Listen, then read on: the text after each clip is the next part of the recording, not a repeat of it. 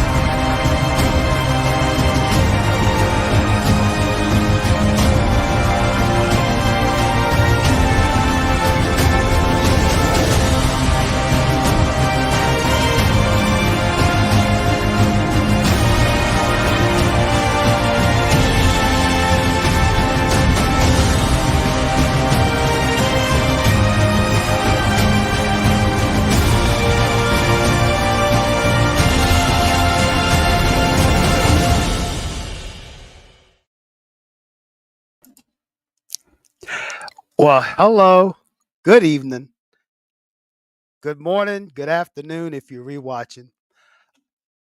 I am Jordan Page, South Coast Kane, and yes, I am really live. I am live from Sebastian Street Studio here at Hurricane Lane. Uh, how you like that new intro? I was playing around with it. I wanted to change it up. I like it. I like it. I like it.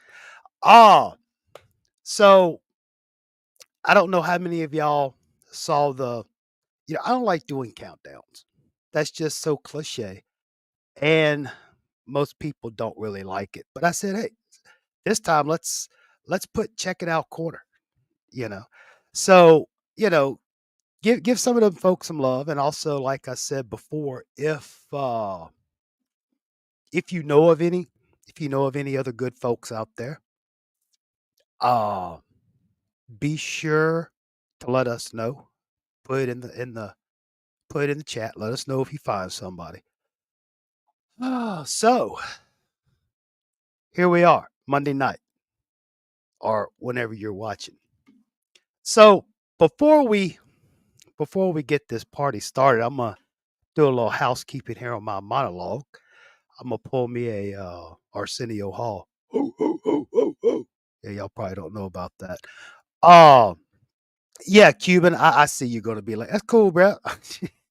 We got all the time in the world, baby. All the time in the world. So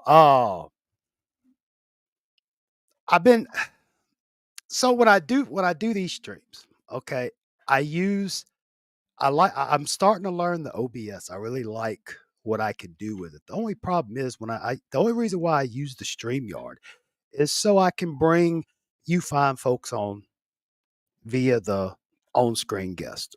I like that. I'm not going to stop doing it. And the one thing about the OBS, I know they got like virtual cables and this and that to where you have a virtual camera out on the OBS, but you don't have like a virtual audio and you have to use these virtual cords. It's crazy. So if I can ever figure out how to do it, we're gonna do it. But the only problem is with the OBS, if you try to bring the on screen guest through OBS, it's a headache, but it is what that's been my dilemma. I know y'all are probably like, shut up, get on with it. Ah, last night Shad had his show, the round table. Okay. If you have not checked out Shad's show, please go watch it. Okay. Of course, Shad is about to be a new father. Congratulations to him and his young lady. He said he's having a little girl. Congratulations. Uh, And it was really good. We talked about a lot of good stuff. And when I woke up this morning, I just had this thought. I had this, I'm not saying a urge, no pause needed. But I was thinking, I'm like, that show is just like the Kool-Aid. It's the Kool-Aid. And like Shad says, kata, kata. I did a video this evening or this afternoon. I mean, I went live this morning on the patio just to let y'all know what was going on and this and that. And oh, I sat there. I'm like, I'm gonna do it. I mean, the whole morning I had the creative juices flowing. Okay. Oh, I don't know if y'all saw it. If y'all want to watch it later, I do have it queued up, but I thought it was pretty cool. I thought it was pretty cool. Uh, I tried to use one of those voice changing programs, but I didn't find anything I liked. So you just had to put up with me. Uh, real quick, the baseball team, they did fourth game Sunday was canceled for weather, but they did sweep NJIT. Friday they won like 8-7 in a comeback. Everybody's all, it's the magic of the light, the magic. Nah, Zeal blew a 5-run lead, and nobody pulled them off the mound in time. I'll leave it at that. But they took care of business Saturday on a doubleheader. Uh, I did talk last night on Shad's show, but I found this website, College Press Box, one word, collegepressbox.com. And since we are doing this new series, The Rise of the Fall, I found that website and it has all the media guides from '05 till now, with the exception of 2011. And come to find out, 2011, the athletic department decided to do like a digital media guide. So I couldn't find it, but every other year I got them. I don't know if too many of y'all are familiar with the media guides, but it gives you everything, you know. So that I'll be so the recommended reading list is the media guides. You can get it at collegepressbox.com. And they also have all the other teams. They have it for like the actual conference media guides. Uh, so the recommended reading list from here on out will be collegepressbox.com, the media guides. Uh, sports.reference.com has some good stats on there too. So if you want to play along, you want to prepare yourself. The only other thing I do is I go through and I rewatch some of these highlight videos on the YouTube. Kind of refamiliarize myself because it's been a while. Ah,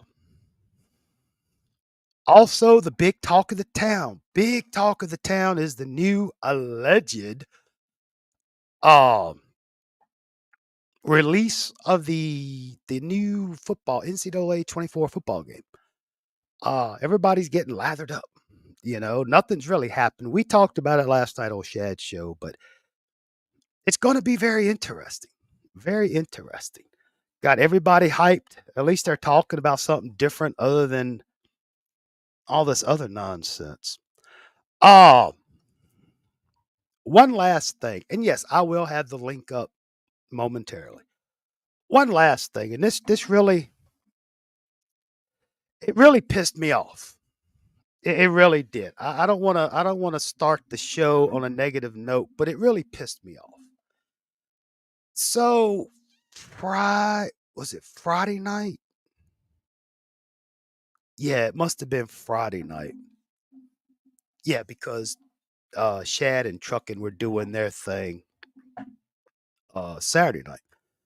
So I, Coach Coop was doing a show. He did a live show. Hey, Miss Ellen, how you doing? Glad to have you. Glad to have you too, Shad. I know you're here. I ain't ignoring you. Ah, so Coop did a live show, and he was discussing the positives of Mario Cristobal's coaching tenure. I mean, that's fine. That's cool. And I watched a little bit of it live, but I had to kind of catch it when I could because I was at work Friday night. But anyway, I saw where our good friend, Miss Katie Allman, I think some of y'all have seen her in the chat here and in other places. And she was actually rather nice. She wasn't there she is. I'm talking about you. Your ears must have been burning. So Miss Katie was just, she's giving her opinion. And it wasn't, I mean, she was really going soft. She was being nice. Okay. And I saw where this other person called her a clown. Man, okay. I almost went through the phone. I wanted to go. I wanted to get on the that's see, that's not what we do. Okay. Because, I will admit, I will admit that, when I was watching it, I kind of got the feel, okay, Coop, what are you doing? But then I understood what he was doing. Yeah. And of course, I think, shoot, when was it? I think it was Saturday. Cuban had made some tweets about, and I think what it was, Cuban was kind of a knee jerk reaction, almost like what I did, uh, about, he had thought Coop became a sellout and got a check and everything. But, I kind of made the comment because I was thinking that way too. But then I'm like, hold up, that's not what we're about at the EFP. And I told Cuban, you know, if we at the EFP, Entertainment of Foolishness Posse, if we at the EFP, criticize people because of their opinions, are we no better than those that criticize us for our opinions? You see what I'm getting at? So what I mean is the whole moral of the story is I don't know who, I'm not going to say what the screen name was, but according to the screen name in that chat on Coop's show, the person that called Miss Katie a clown, uh, according to the screen name, I don't know if that was the year they were born or the year they went to school. I don't know. But that really pissed me off because that's exactly what we talk about. You have your opinion. If you're the minority and you're on another site, you get friggin' just bum rushed, as we used to say. They just gang up on you. So, Katie, don't let it bother you. I know you're not, but that pissed me off. I had to say it. Shad, he has 90 business days to cash or deposit his. All right, all right, all right. Ah, so yeah. Oh, I was saying, Miss Ellen, Friday night, this past Friday night, Coach Coop did a live show, and he basically did a show about the positives of what Mario has done in his coaching time. Uh, which I mean, hey, that's fine. I have no problem. He's just trying to do what he wants to do. Cajun Kane, glad you can make it. Uh, but that's neither here nor there. The moral of the story, like I said, is that clown comment. That's okay. Let's move on. Let's move on. I'm not gonna let that one moron destroy our evening. All right, so that's the monologue. I am going to go ahead and get this. Oh, yeah, we all are, Shad. Ah, I am going to see if I can put this link in the stream yard there. Oh, because we are about to get this party started. Doom, doom, doom, doom. Turn my phone down. Go to my channel. And like I said, if y'all want to watch that public service announcement that I did, uh, like I said, I got it queued up, and I'll be happy to show y'all that. I thought it was pretty good. All right, so that StreamYard link should be pinned. Again, y'all know how we do it here. Everybody and anybody is welcome. So I know, Katie, and again, I apologize that you have to put up with that, but it's just that's the type of stuff that me, the EFP, we don't put up with that. There's because I can tell you right now, if somebody comes on here and somebody in the chat calls somebody a clown, a moron, an idiot, you're out. Okay, we can disagree, and often we do. Okay, but we're not going to sit here and call each other names. Just say, man, look, I just don't agree with you. Okay, just leave it at that. Don't call anybody because all of y'all are good people. I love the fellowship. Y'all all are great people. But I don't put up with that. All right. We have, hold on there, buddy. Hang on there, Cajun. Hang on. All right. We got two people at the back door wanting to come in. We got the Cajun Kane and Mr. Let's go. I got checks. I got checks. Shad. How y'all doing tonight, fellas? Doing good. Tonight, my name is We Teach Both Hands. We teach both. Oh my gosh. Oh my gosh. Well, Cajun, I'm glad to see you here. It's been a few minutes, but this could Yeah, be like a man. history lesson. Were you born in 2005? Yeah. Okay, good. Good. I didn't want to have to make fun of you right off the bat. I'm joking. But no, it's good Oh, for you younger. It's good for you younger fans to get these history lessons. All right, so let's get the party started. We're gonna start with it's okay, Cuban. It's okay. I'm waiting for Cuban. Uh so yes, last week we talked about 2004. Uh so basically to really quickly recap, Miami finished 9-3. It was Coker's fourth year. One, two, three. Yeah, it was his fourth year. It was his fourth year.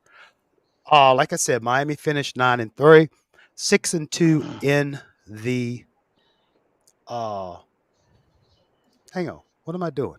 Yeah, 9-3, finished 5-3. I got so many tabs up, I don't know what I'm doing. Finished 5-3 in the ACC. 2004 was also the last year of Coker. before they went to the ACC. divisions. So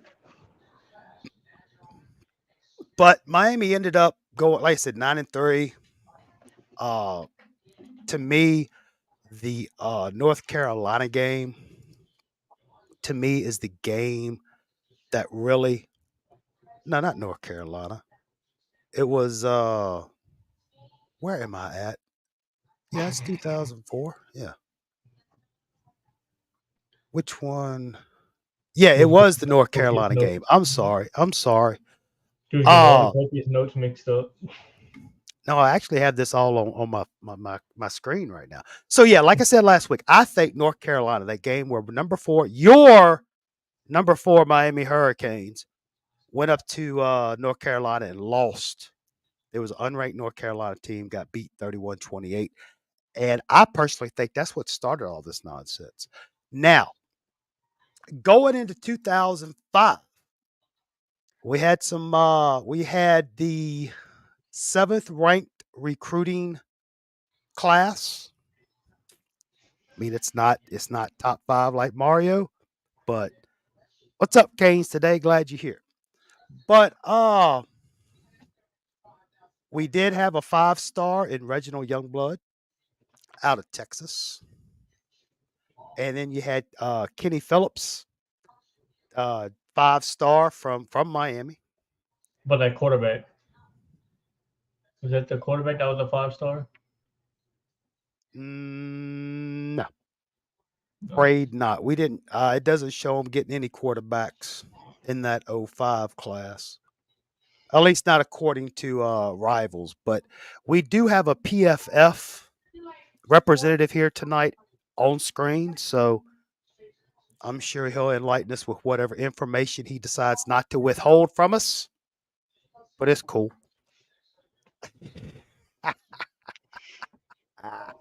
So,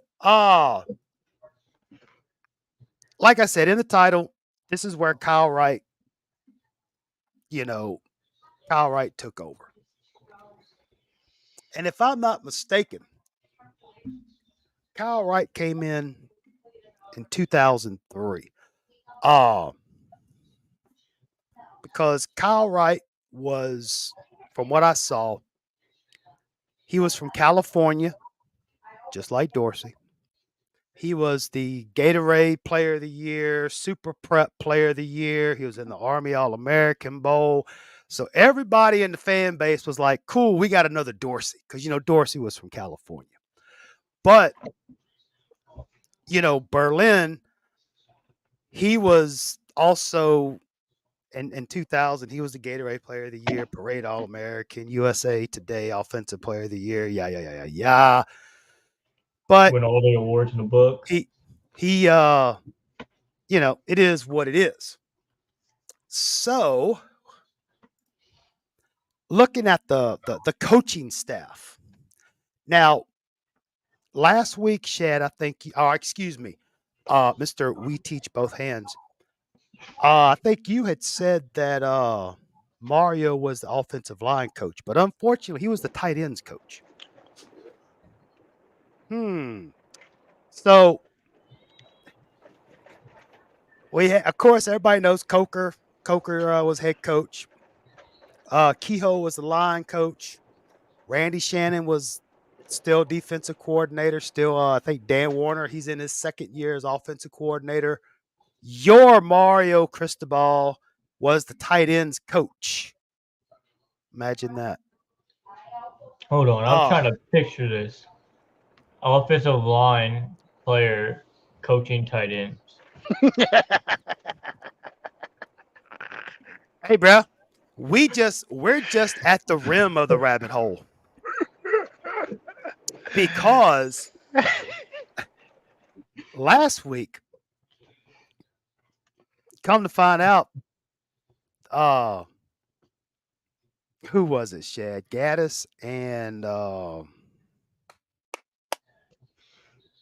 anyway, Miami had beat him when Mario was there in 04. So he ended up having their coaches come and work for him.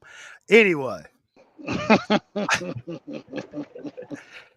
Bro, I'm telling you, man, you can't make this stuff up. You just cannot make this stuff up. So offensive lineman coaching tight ends. That just doesn't make any sense. It doesn't. It really doesn't.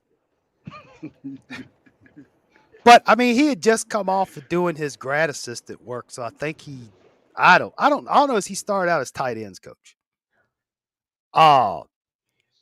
So yeah, like I said, this is the Kyle Wright takeover. Everybody expected Kyle Wright to be the next Ken Dorsey.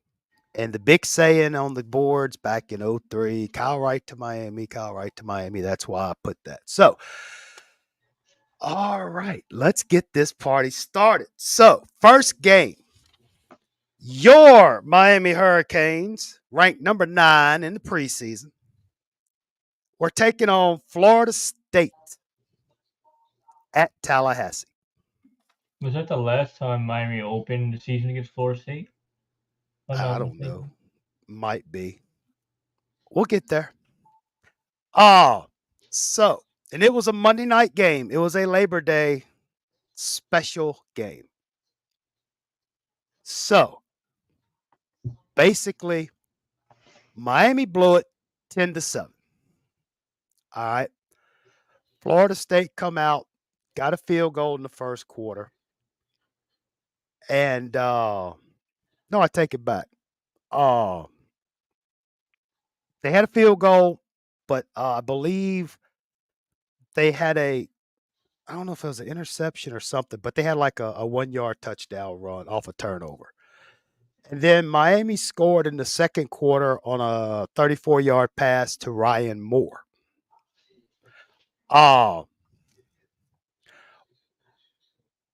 Before we get into some of the stats, a couple of things that kind of stuck out in my mind when I watched the highlights was, I mean, Pettit was like 0 for 2 on field goals.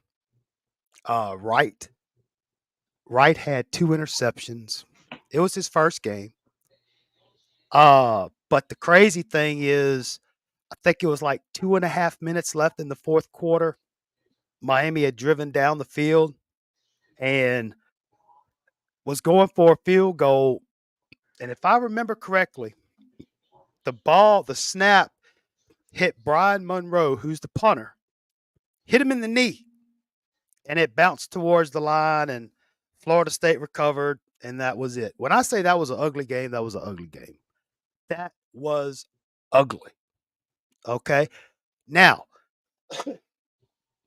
check these stats out. If I didn't give you the score, but I gave you this stat, who do you think would have won the game? Miami had 21 first downs. Florida State had 9. Miami rushed the ball for 44 times for 81 yards. Florida State 33 times for 96 yards and a touchdown. Charlie Jones, baby. That's like a Madden stat right there. Oh, Like the now, NCAA 14 stat right there. now, this is the best part. So Kyle Wright in his first game as a Hurricane, starting his first time, he was 16 of 28 for 232 yards, 1 touchdown, 2 interceptions. That's not even the best part. Here's the best part. Drew Weatherford. I'm sure y'all remember that name. Of course. He was 7 for 24. Wait a minute. Emory 7 Williams, for 24. baby. That's almost like 8 for 23. That's close. Emory That's Williams, like baby. Emory level. They must be cousins. That's like DeCar level. No. Emory level. Like in his first game. But, Hello. Emory's first game, he went 8 for 23. I'm not knocking Emory. It's just the Kool-Aid. Anyway, so Drew, Mr. Weatherford, went 7 for 24, 67 yards total. 1 interception. Then Xavier Lee come in, went 1 for 2 for 7 yards. How many fumbles? Let's see. Miami had a fumble, which was probably that botched kick. Florida State had 2 fumbles, but they lost it. Miami ended up with 3 turnovers, 2 interceptions, and probably that messed up field goal at the end. And then, of course, FSU had an interception and fumble. Penalties, both 75 for Miami, 70 for Florida State. So the leading rusher was for Miami, Tyrone Moss. He had 102 yards. Now, Kyle Wright in his first game as a starter for Miami had minus 36 yards. That's right. Where I wanted to pull up, because that media guide has some other stuff. But yeah, it was, when I say it was ugly, dude, it was friggin' ugly, man. It was just, it was all horrible. over the place. Both teams were just horrible.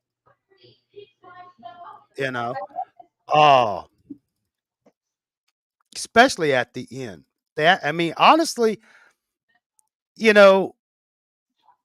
woulda, coulda, shoulda, but Miami should have had 9 more points.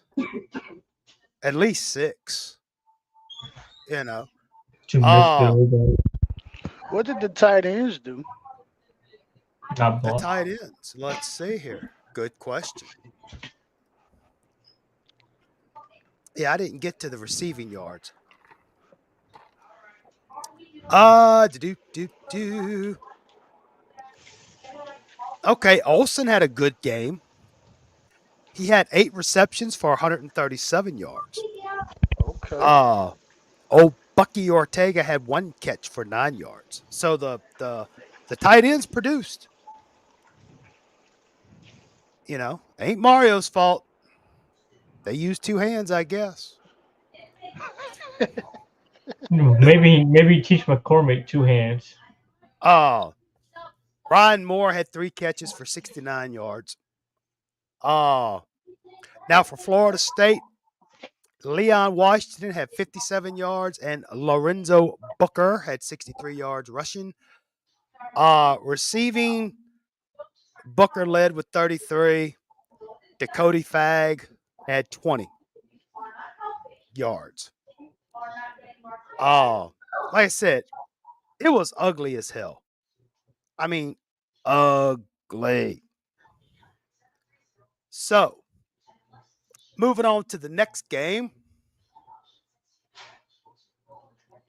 Not for them. I didn't want that. I hit the wrong button again. Okay. The next game.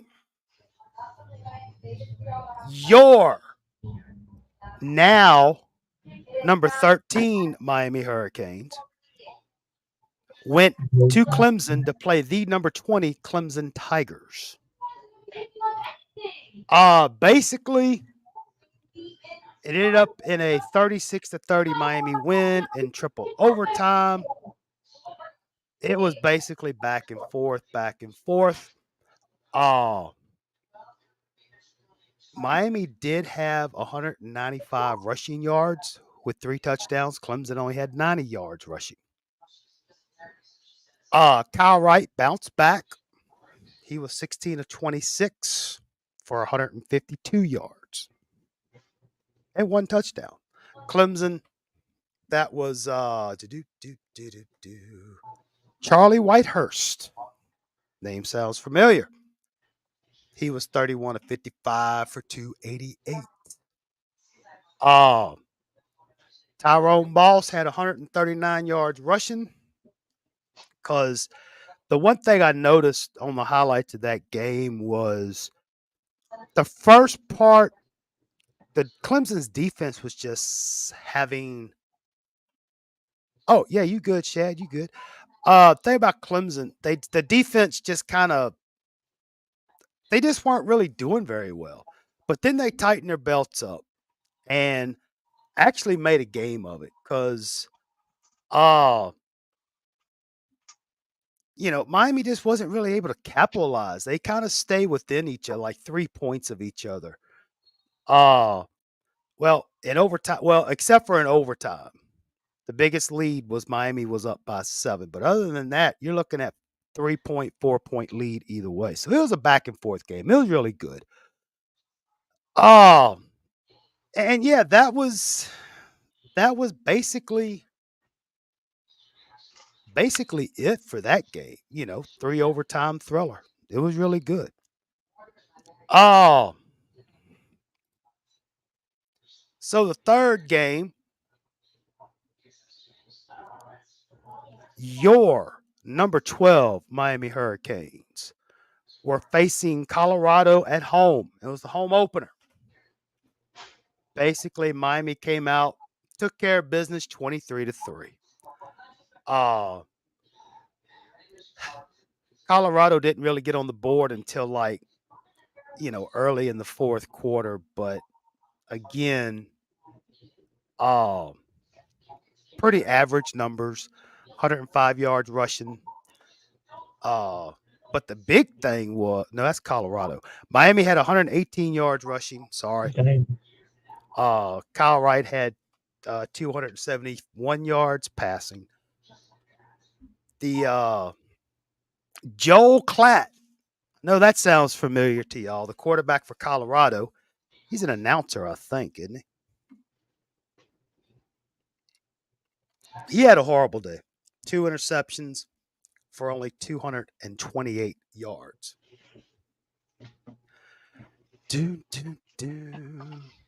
So yeah, I mean, like I said, it's that third game of the year. So 2-1. it is what it is. Nothing fancy.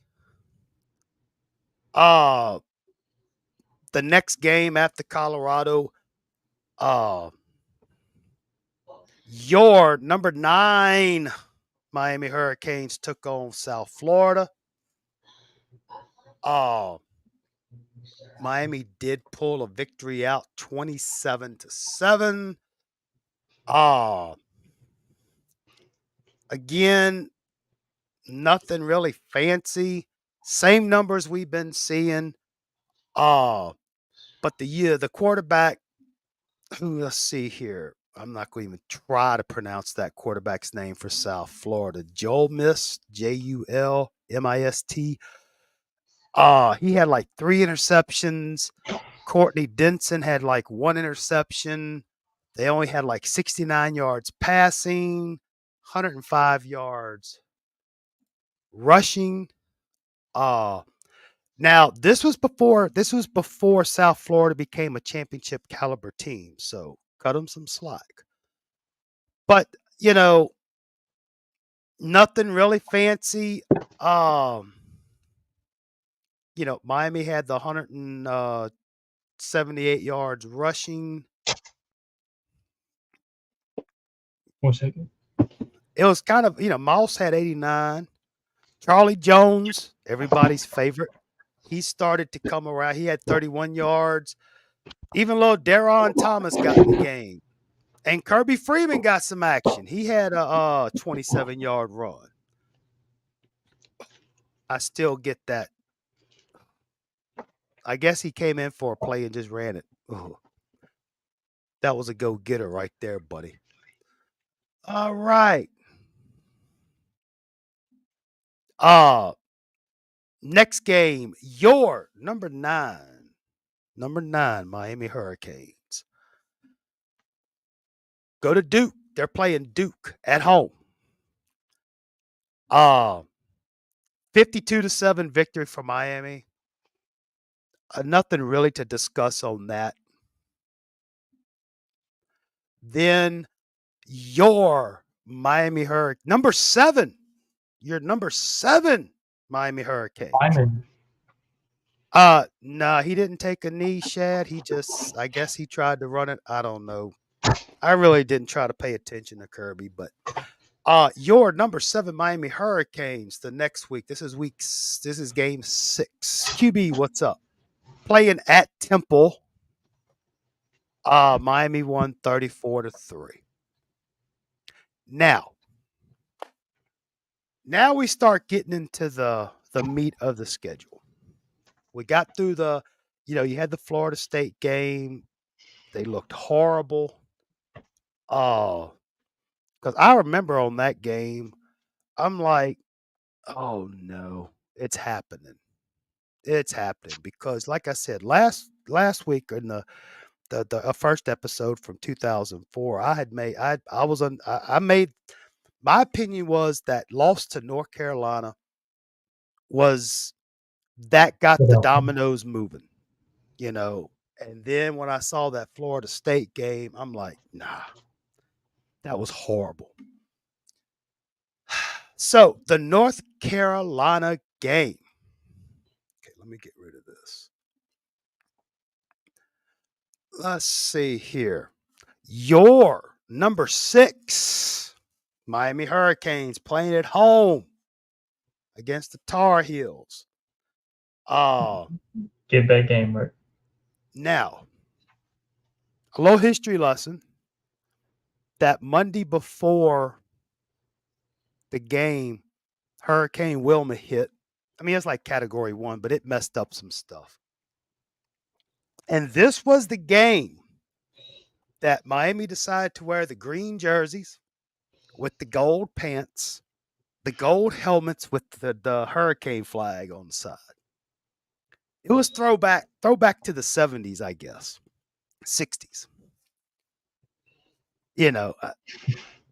Hey, it is what it is. Oh my God. Uh but anyway,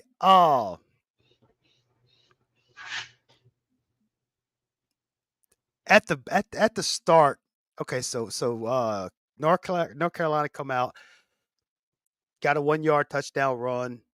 Miami comes back, 1-yard run. And then I don't remember, I didn't write this down, but North Carolina got a safety on a sack, I believe. And then North Carolina scored again. It's like 16-7. I'm like, oh no, here we go again.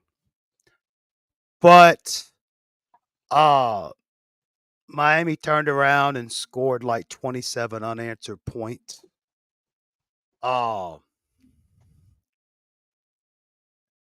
This wasn't Kyle Wright's best performance. He was 11 of 19 for 111 yards with 3 interceptions. And Okay. still win a game? And they still won. That's how good the defense had its moments. Okay, the defense had its moments. And it had its moments. Other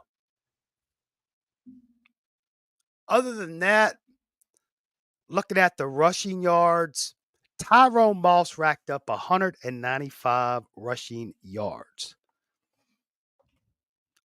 Cuban's favorite player, Charlie Jones, got 9 yards.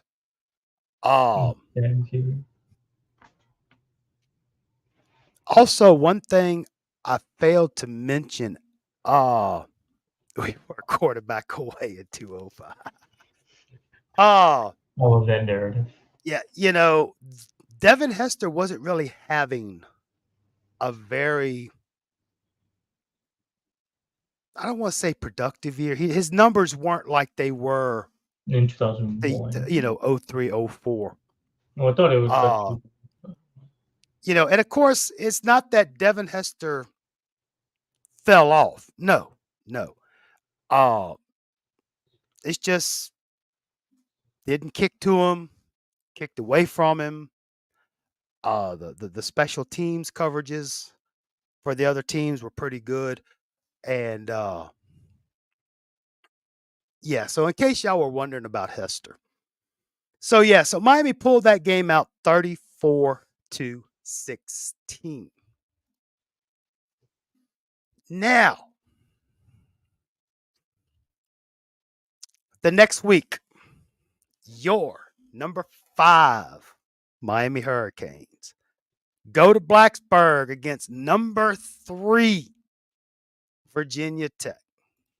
Whoa, what? Virginia Tech was number 3 in 2005? Oh, yeah. I didn't even know that. Yeah. Oh, yeah. Miami came in 7-1. Virginia Tech came in 8-0. Or excuse me, 7-0. No, they were 8-0. 8-0. Yeah. This was basically for the lead in the newly formed Atlantic or Coastal Division, because this was the first year we had divisions.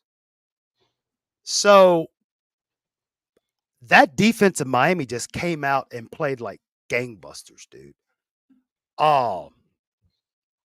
Marcus Vick, Michael Vick's little brother, they stymied him. They stopped him.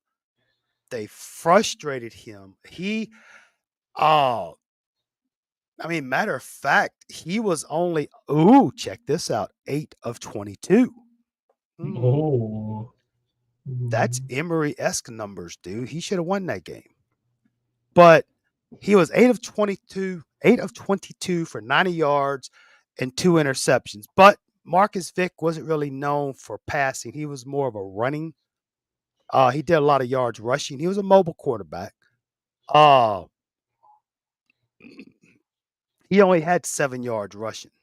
Like I said, the defense shut him down, because I remember going in that, when that game was starting, I'm like, oh man, God, please don't let us embarrass ourselves. Because I kept thinking back to Florida State game, the Clemson game, the North Carolina game, and I'm like, oh man.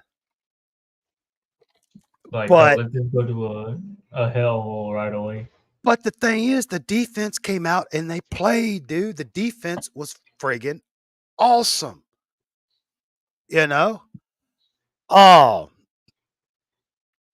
matter of fact, Virginia Tech didn't score until like 8 minutes left in the fourth quarter. You know, it was crazy, dude. Kyle Wright was 13 of 22 for 146 yards. He had an interception and a touchdown. Kirby Freeman got some time. Ooh, he was 2 or 3 for 6 yards. This was a good game for Charlie Jones. Oh, Truckin' Chub Z, what's up, dude? Charlie Jones had about 97 yards rushing. Quatrain Hill had 32. Tyrone had 26. One of those papoose. Oh, I gotta show this. This is hilarious. Miss Katie says, all this was way back in the day when my mom was carrying me to the games in one of those papoose things. Oh, man. And Truckin' says hello to everybody. Oh, but yeah, nothing really. Matter of fact, Rocky McIntosh had 2 sacks. Carroll had a sack. Nanton had a sack. Glenn Cook had a sack. So I mean, they were getting it, dude. I'm telling you, when I say Jennings had 2 interceptions, you know, the defense. I'm like, man, this defense is doing good. Matter of fact, Miami had 304 total yards. Virginia Tech only had 167 total yards. They had 77 yards rushing, 90 yards passing. I mean, I'm like, damn, that was friggin' cool. So now Miami's sitting at 7-1. They go into the next week ranked number 3. Your number 3, Miami Hurricanes. Go and take on Wake Forest. Again, it was at Wake Forest. Miami won 47-17. You know, it was what it was. Kind of hoping Cuban would have been on for this. But the next week. So all this momentum, let's see, they lost the first game against Florida State. Then they come back and won, 7 straight? No, 8 straight. So they're 8-1. They lost the first one. They're on an 8-game winning streak, you know. Defense is looking good. Home game, and it's not after a bye week, against Georgia Tech. Yep, QB says he thinks that was Kyle Wright's best game was against. Well, I tell you what, let's hold up. Let's go back and look at that Wake Forest game, because like I said, I don't want to. Yeah, he was 18 of 31, 321 yards, 5 touchdowns, and 1 interception. So, you know, Kyle Wright got out there. They had 194 yards rushing. So yeah, Kyle Wright went out there, took care of business. Again, it was Wake Forest. No disrespect to the Demon Deacons, but it was Wake Forest. So yeah, that was one of his good showings. Now, the next week, Miami is 8-1, number 3 in the country. It looks like they have Georgia Tech was ranked 24. So I mean, I think some polls had them not ranked, some had them like 24, 20, but regardless of the fact.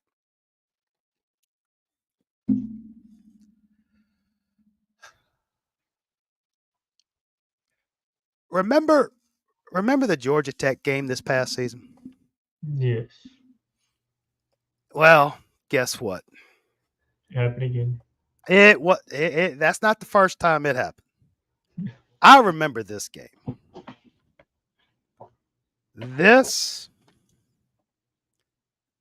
Miami played worse than they did against Florida State that year.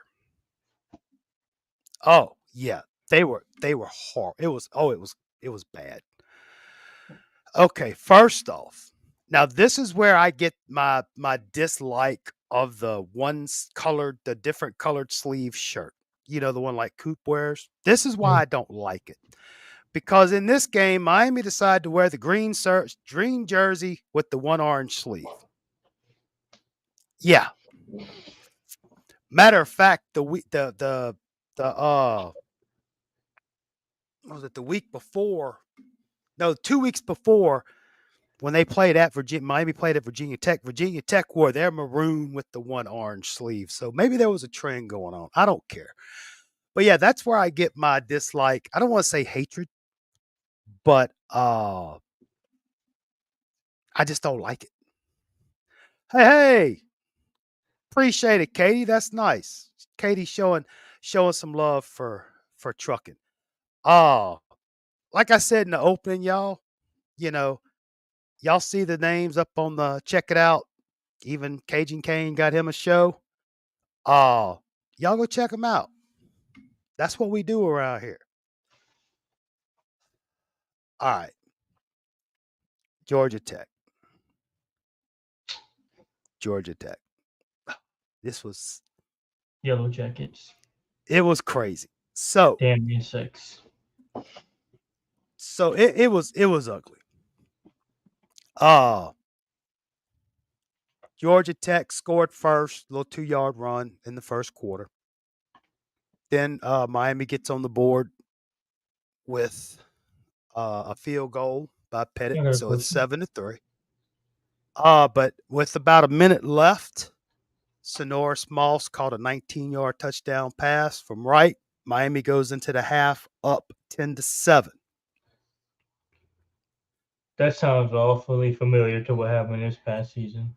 Then, about halfway through the third, Reggie Ball with Georgia Tech, their quarterback, he did a 16-yard run.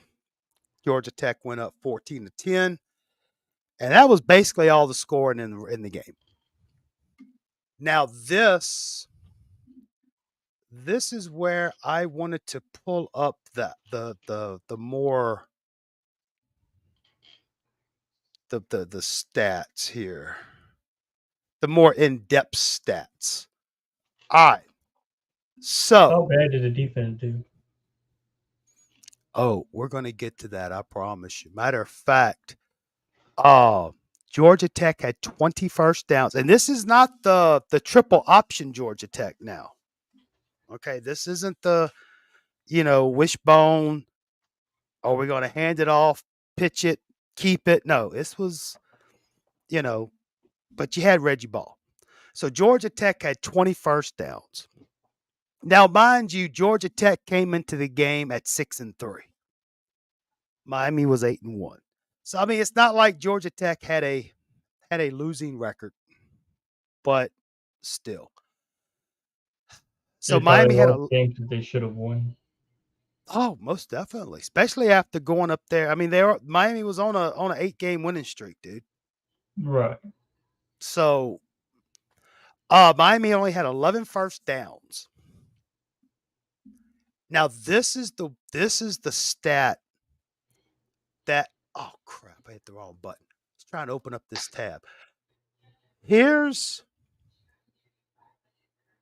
this is the crazy this is typical Miami. Miami did not have their first third down conversion until about, I think it was like 11 and a half minutes left in the third quarter. So they went a whole half and 4 minutes without getting a single third down conversion on offense. Miami at when the game was over, Miami only went 1 of 14 on third downs. And 0 for 2 on fourth down. So, yeah. Oh, and one thing I remember about that game when I was watching it, usually, and even to this day, usually it kind of takes a little while for that Buick to warm up in the wintertime. Okay. And sometimes it takes Miami, maybe a drive or two to kind of feel things out. It's kind of like a boxing match. They just kind of feeling each other out. And then they hit it. But, I'm sitting there like the first quarter, I'm like, damn. Second quarter, I'm like, okay, it's 10-7. But I kept waiting for it to happen. Kind of like this past year, you know? And it got to that second half, and I'm like, What's going on? it's just, it's not happening. I'm like, they're going to lose this game. This is North Carolina from '04. They are going to, I could tell. Kind of like the way this Georgia Tech game went. This past season. This past season. And I was trying to read the comments while I was talking. But it was just, for lack of a better term, Miami stunk the joint up, dude. They did. It was horrible. So yeah, Miami ended up, now time of possession. Georgia Tech had the ball for like 34.5 minutes. Miami had it for 25.5 minutes. Miami did have 5 penalties for 66 yards. Miami punted the ball 10 times. But Georgia Tech punted the ball 9 times. There was no fumbles. Miami, there was an interception, which, so Miami gets the ball back in the fourth quarter. And I forget how much time was left in the fourth quarter when they got the ball back, but they ended up driving down the field about 60 yards. They were at the 25-yard line. I think it was like about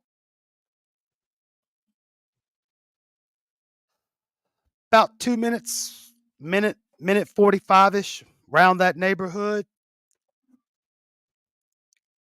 Kyle Wright, though, I think it was a pass. QB, maybe you can help me with this.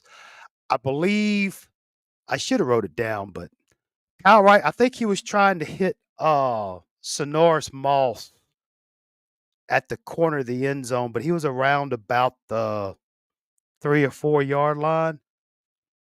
And there was at least 2 Georgia Tech guys there. I think what it was, the corner had Sonoris, and I think the safety came over and ended up picking it off. Because I remember that play. That's why, like with TVD,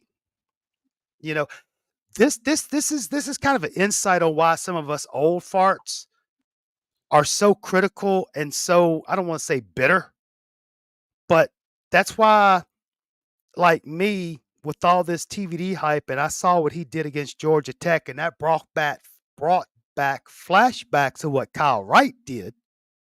Okay, because I'm gonna tell you, Kyle Wright on paper was better than TVD on paper.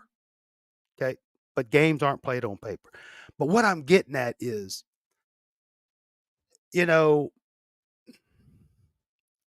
I was watching that Georgia Tech game this year,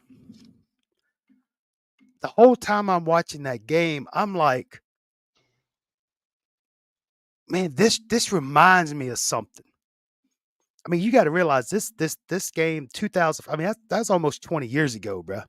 I have a hard time remembering what I said 20 seconds ago. All right, 19 years ago. I'm like, there's something familiar about this, and that after the game was over, I started going, and I realized, yep, that's what it was. It's that game in 05. Kyle Wright. They're doing really well. They're moving the ball on that last drive. They're moving it. they're doing it. It's like, finally, y'all woke up, you know? And then Wright throws that interception. Oh my gosh, dude. I'm like, Self-imposing. again, this is another game that basically showed me that it's over. It's over. You know, Like a volcano about to erupt when it like had like it those was moments the where earth like was it's trembling. lava, Yeah, I like mean, the a lava's like couple of, spills out a little bit. exactly. It's like I said, the North Carolina game last year, I could see it. The Florida State game, I saw it for 2000, the '04 game against North Carolina, and then the '05. I don't want to say last year, but the 2005, the game against Florida State, I could see it because I was having flashbacks to like 96, 97, and that Georgia Tech game. I'm like, that's it. That was it. Because if I'm not mistaken, there, man, I'm glad Cuban. I was trying to delay. I was playing prevent defense. Sorry. No, Let's go because I Cuban. I wanted to make sure that you got in on this Georgia Tech game. Oh, where we at now? Because I'm sorry, I was in a long That's 2 hour okay. call. That's okay. No, you're fine. I just wanted to make sure because I know you were chomping at the bit about this. So basically, What game are we at? We're we're at right now. Georgia Tech. We're at Georgia Tech. You just I started Georgia Tech. I kind of I was kind of delaying it, try to hold off as long as I could. Uh, but yeah, I I'm sorry. haven't. Could we recap a little bit where? Sure. Oh yeah, we'll do it because this. I don't like to play favorites with my fellow you fellowship fans, but with Cuban, you know. I started it, so just okay. Okay, The All right. So let's go Florida State game. What did you guys say about the Florida State game? It was a 3 point game. it was just a piss poor game on both sides. Piss poor game. Both teams looked horrible. Yes. Uh Again, I know it was Kyle Wright's first game as a starter, but it was it was horrible. I mean, it was ugly on both sides. Oh, 3 points. yeah, Title and loss. and that was the one where Miami went down with about 2.5 minutes left, and the Botch center technique. snapped the ball, and it hit off Brian Monroe's knee, and they didn't get a chance to kick it to tie it up. Botch kick. It was, it was horrible. That was who did I say it was? Weatherford for Florida State. Drew Weatherford, and Xavier Lee was the backup. Very good, very good. Yeah. Yeah, because I was talking. The one thing that really stood out, other than the piss poor play, is Miami had 21 first downs to Florida State's 9. Total yards on offense for Miami was 313. Florida State had 170. But we had 2 interceptions, a fumble loss, penalties, turnovers. It was just ugly. Typical modern day Miami miscues. And then Yeah. basically from there on out, We had uh Clemson. We went to the overtime. That was an overtime game. yeah. And then Colorado took care of Colorado business 23-3. Then and South Florida. the quarterback that got slammed on his head hates Miami till this day, and he's an Oh, announcer. Clat. Clap. Yep, and Yeah.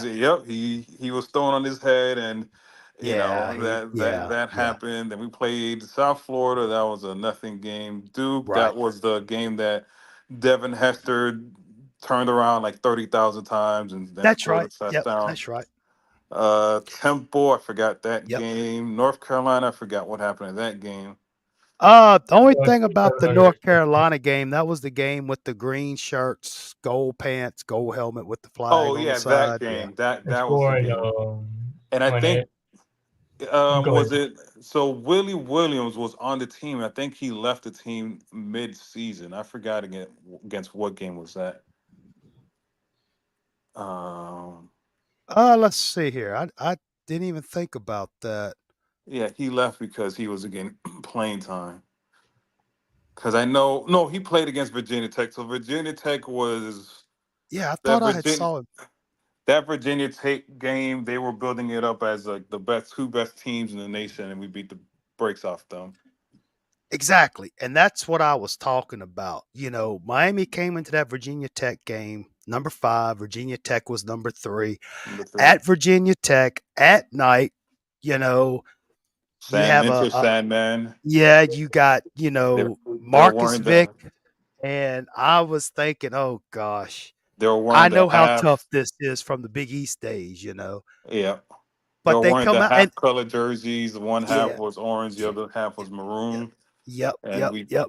beat the brakes out of them. The defense was awesome, dude. The You defense know, was awesome the whole year. it really was. But that Virginia Tech game to me, that was like my thinking was, all right, the defense is starting to get their groove on. You know what I'm saying? I felt at that time. I mean, because you're talking the first part of November. It's like November 5th was the game, it says. So, you're thinking, okay, the defense is coming together in November. Excellent. Excellent. And then the next week they jump up, Miami jumps up to number 3, in which they are number 1 in the Coastal Division. And then we played Josh Gaddis, West Virginia, Wake Play Forest. I'm sorry, Wake Forest. we played Josh Gaddis, Wake Forest. Right. We And blow them then out. here we Here we go. go. Here we Number go. 3, number Yeah, 3, Miami. yeah. I saw this game Oh, today. It was because very. Go because ahead. you know after that Virginia Tech game, all they had left was Wake Forest, Georgia Tech, and Virginia. Very winnable games at that time of the season, based Yep. on what was going on. Yep. What was Georgia Tech's record at the time? I think they only had like 3 losses, I believe. Let me double check that. That was Megatron, Yeah, Reggie they, Ball, and yeah, yeah, Sonard yeah, yeah. Choice. They were 6-3. Miami was 8-1 going into that game. Ah, so Cajun. All right, well, if you come back, come back. If not, hang. It's cool, bro. It's cool. Oh, so yeah, I mean, some places had Georgia Tech like 24, 25, unranked, whatever. I don't remember them being ranked myself, I but don't think they were ranked. anyway, uh so what I my some of my bullet points on that game was, of course, that's when Miami come out with the green jersey and the orange sleeve. Okay. Uh Miami did not get their first third down conversion until 11 minutes and 30 seconds into left in the third quarter. Miami ended up like 1 for 14 on third downs. Oh, I rewatched the game. okay. And then of course you know about the interception, and basically, Interceptions, and that offensive line was horrible. Kyle Wright right. got sacked a lot. There was a lot of Hmm. overthrown passes, a lot of drop passes. We could have So, easily won that game about 30-10 or 30-14, whatever. oh yeah, yeah. But And a see, lot of miscues. I'm sorry to no, interrupt no, because no. I just I was it's just, fresh no, in I my was just, head. no, no. What I was going to say is, I had then started talking about that interception play at the, with like, what was it, like minute and a half left, When he threw after the they ball to drove. Greg Yeah, Olson. yeah. Was it Yeah. Greg Olson or Yeah, it was was it Greg Moss? Olson. No, it was Olson. Greg Okay. Olson. Yeah, he threw the ball All to I know Greg it was, Olson. yeah. So I was kind of, that's where I was kind of like before you showed up, because I was kind of comparing that to and explaining to Cajun why me personally, after seeing what happened against Georgia Tech this past season, why, what TVD did, it kind of brought back memories once I realized it of this game. But Yep. so that's where I basically was. I did not get into any of the stats or anything yet, Well, yeah. So but let me give you my go ahead, observation of please. that game. Right, that game. The Orange Bowl was packed. The very first play, we had a nice return. Like we had momentum in that game. It was like like it's funny because we always say, oh, we sucked for all these years, and it's like, no, we started to suck. I think it was a year after this, right? 2006, because that team was a little bit dominant. Yeah. Um, they were big, they were strong, they were fast. They had all the tools. I forgot. Lance was playing there. Lance was a top 10 receiver in the nation, Yep. recruiting wise. Ryan Moore was a top 10 receiver in the nation recruiting. He was the number one receiver. I'm Right. sorry, the number one receiver. You had Right. Tyron Moss. You had Charlie Jones. You had Greg Olson, a top tight end. You had Kyle Wright, a top quarterback. You Yep. had the left tackle. Who was it? Fox, not Fox. It was Fox. It was I forgot his name. But that team was a very Yeah. dominant team. Right. Right. And one thing that I saw in that game that's different why we are not the way that we are right now is because of that defensive line and the defensive ends. Those defensive ends, you were not allowed to run in the middle or side to side. If you try to run to the side, you were getting hit. They were physical, they were nasty, and it was like, wow, this team was different, even under Larry Coker. And it's funny that when I was watching the game, something that Studio said yesterday is like there's a conspiracy going on with Miami Hurricanes. It was like a third down. We sacked the quarterback, and the players were like celebrating, and the referee Yeah. they y- threw a flag, Yeah. Yeah. and I was like, Exactly. Yeah. this damn studio. He was like, he might have been on something because I was like, we would have had the momentum, and there was a punt return, and it's funny because these issues still kind of live till today. We kicked the ball. Georgia Tech muffs the ball. It looks like we recovered. Then the ball scribbles out. Then they get it back, and then they go all the way down the field and kick a field goal. I'm like, man, these Yeah. issues are still like it's annoying, and it's It just is. Reggie Ball. We had Reggie Ball in the end zone in the last drive, and he sneaks out and he fights for the first down. I'm like, man, and it's like if you look at that team was loaded. Um, and when I was watching the game, I was like, our current Hurricanes need to watch this season. This season is very critical because they were literally 7 points away from going to the national championship game. You play conservative, you're going to get beat. I don't know if Mario. I hope Mario's watching this, and I would tell him, please do not play this conservative football. You play And conservative, yeah. you leave like your percentage of error diminishes. It goes smaller and smaller, right? And it's like if you play this close game, this run, and it's gonna get you beat.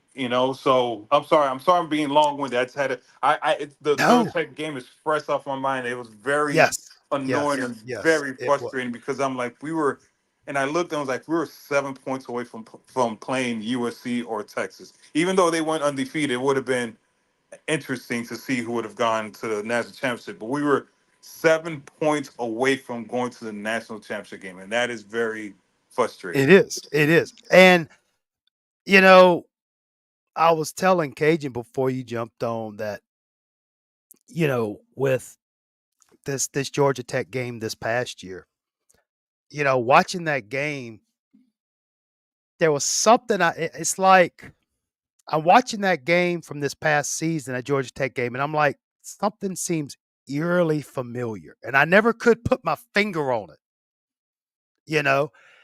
And then I guess after the game was over, a little while later, it finally hit me, and this game came to mind, you know? So let me, okay, so okay, I'm not trying to get off topic, but I'm going to tell you, trucking,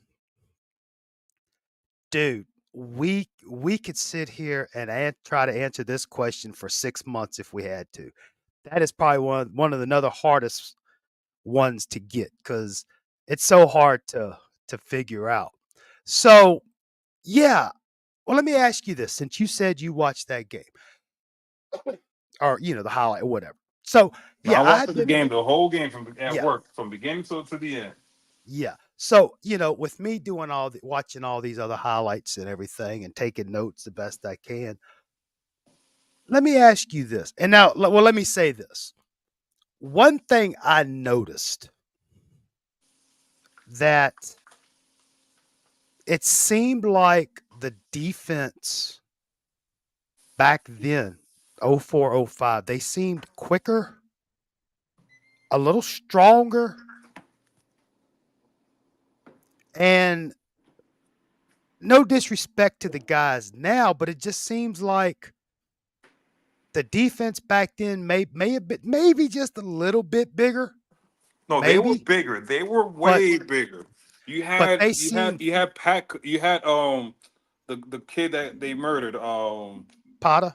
Potter. Yeah, you had Potter. You had Kareem Brown. You had Thomas Carroll. You had a whole bunch of guys like that. That defense was very dominant. But the one thing, like I said, I noticed is they just seemed faster, more aggressive. Looks like they were stronger, and it's like watching those games, those highlights. I'm like, I haven't seen our defense move like that in a while, if that makes sense. You know, oh And you know what's funny? Fans of our fan base and other fan bases are like, "Oh, you need these $80 billion facilities." We had no facilities, and if you look how big that team was, yeah. it was different, right? Well, I don't know. That We have video evidence that you know, they're pretty, they're working out pretty good now. oh yeah, that's true. They are working pretty good, but it's just I would anybody that's listening to this, I would recommend go. I think it's Canes Freak or it's Canes Fest, something like that. They have like a recap of that season, and just look at the size of the players, right? And just the speed was, Kenny Phillips looked like a monster back there. Right, Marcus right. Maxey, Kelly Jennings, Hmm. that team there was that team could have won a national championship, or not one, but could have played for a national championship. Would have been Well, flawed, yes, but that doesn't matter at the end of the day, right? I'm thinking, if Miami would have came out, of course, but if Miami would have came out and took care of business against Georgia Tech, because yes, they were playing awfully conservative. That wasn't the same game Very plan we've conservative. seen. Yes, Kind of, like we said that before a few months ago. Uh, because the previous games, with the exception of that Florida State game, it was, they were taking care of business as a team. Uh, Even with that Virginia Tech game, doing what they did up there, and then to come in against Georgia Tech and do what they did. I don't get it. It wasn't like we came off a bye week. I don't. I think it was they knew they were number three, Yeah, and they were feeling themselves a little bit. And we just played to the level of our competition. and that's Um, that's one of the biggest issues Miami's always had. yep,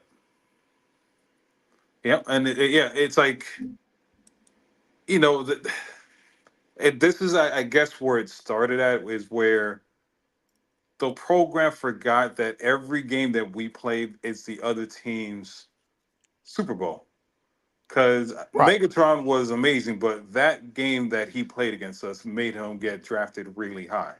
Because he played against a top defense and he was just amazing, Well, right? the crazy thing is he only had like 89 yards receiving that game. Against the top, probably Yeah. the top defense Right. in the nation, one of the Oh top yeah, defenses in the yeah. nations, I right? mean, he did good, but he just didn't have a. But he yeah. Because I'm looking at this year we allowed 10, 33, 7, 7, 3, 16, 7, 17, 14, 17. I'm not going to talk about the LSU game. But Yeah. this team pretty much kept everybody under 20, 15 points if you average it out, Yep. right? So Yep.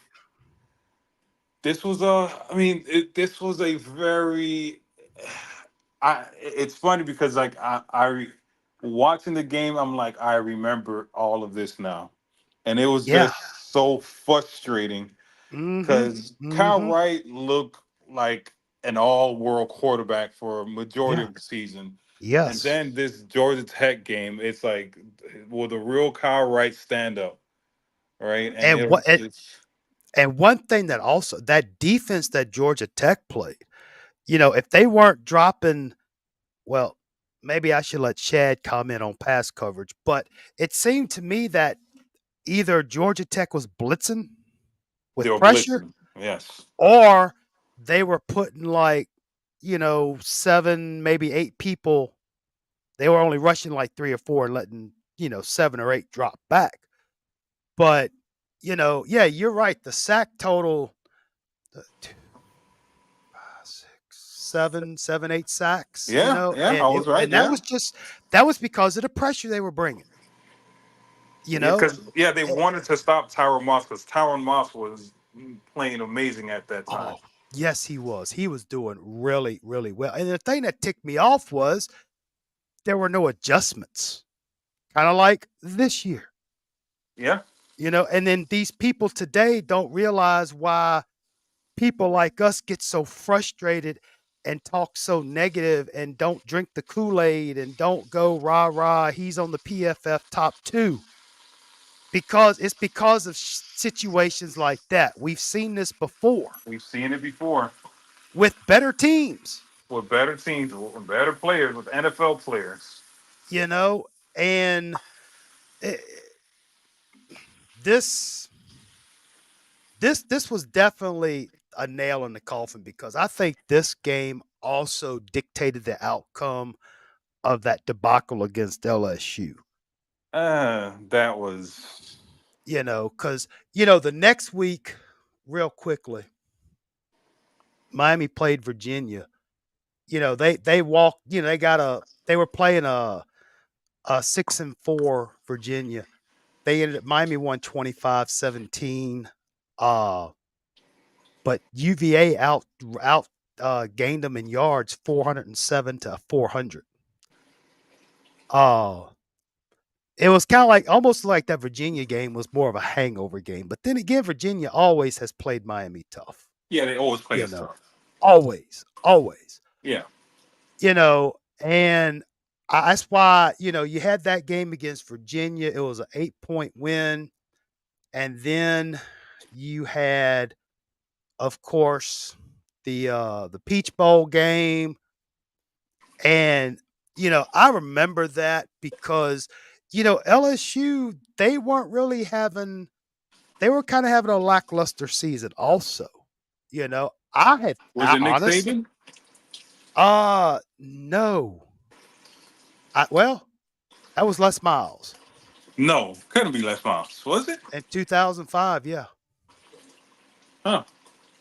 But anyway, I was thinking that was going to probably be like maybe a 13-7 type game. It was going to be because it was, neither because after that Georgia Tech game, I was just like, it's over.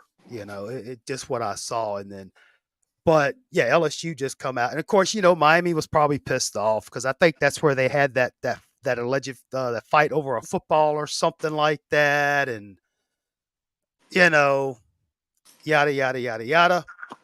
But yeah, it was horrible. And I was yeah, it was yesterday when we were talking to studio.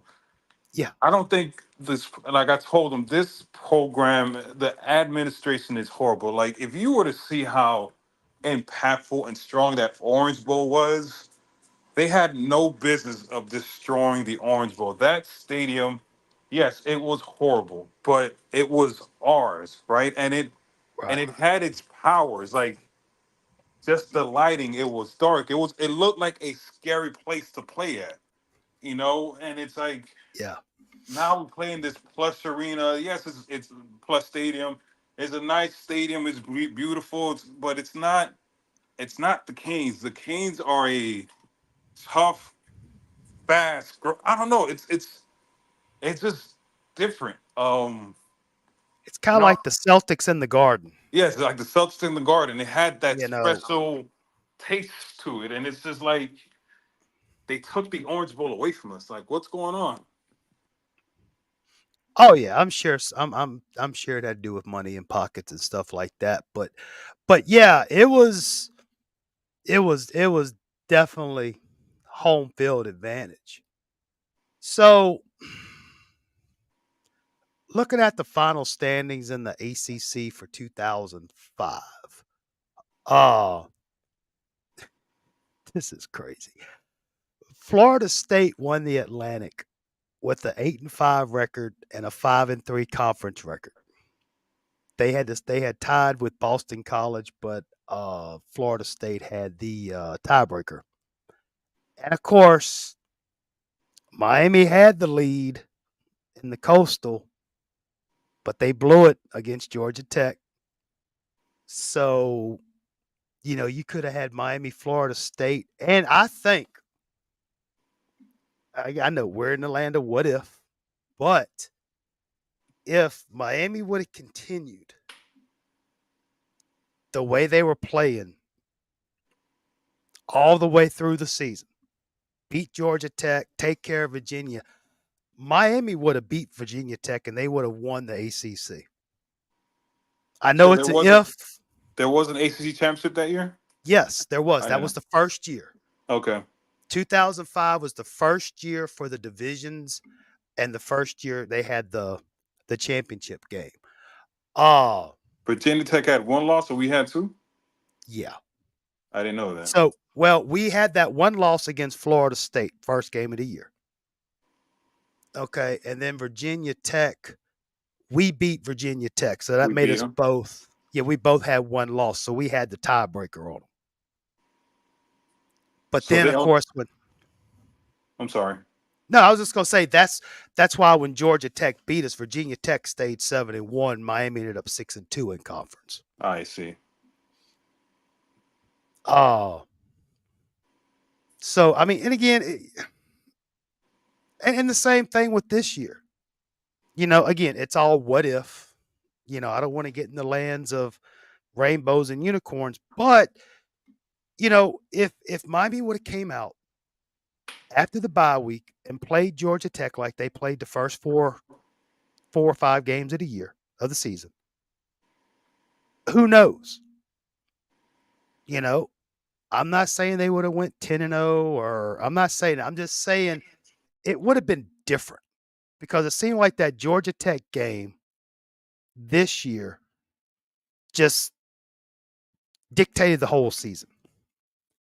Just like the Georgia Tech game of '05 basically dictated, Miami for a while. Uh I think this program because has an issue understanding the moment.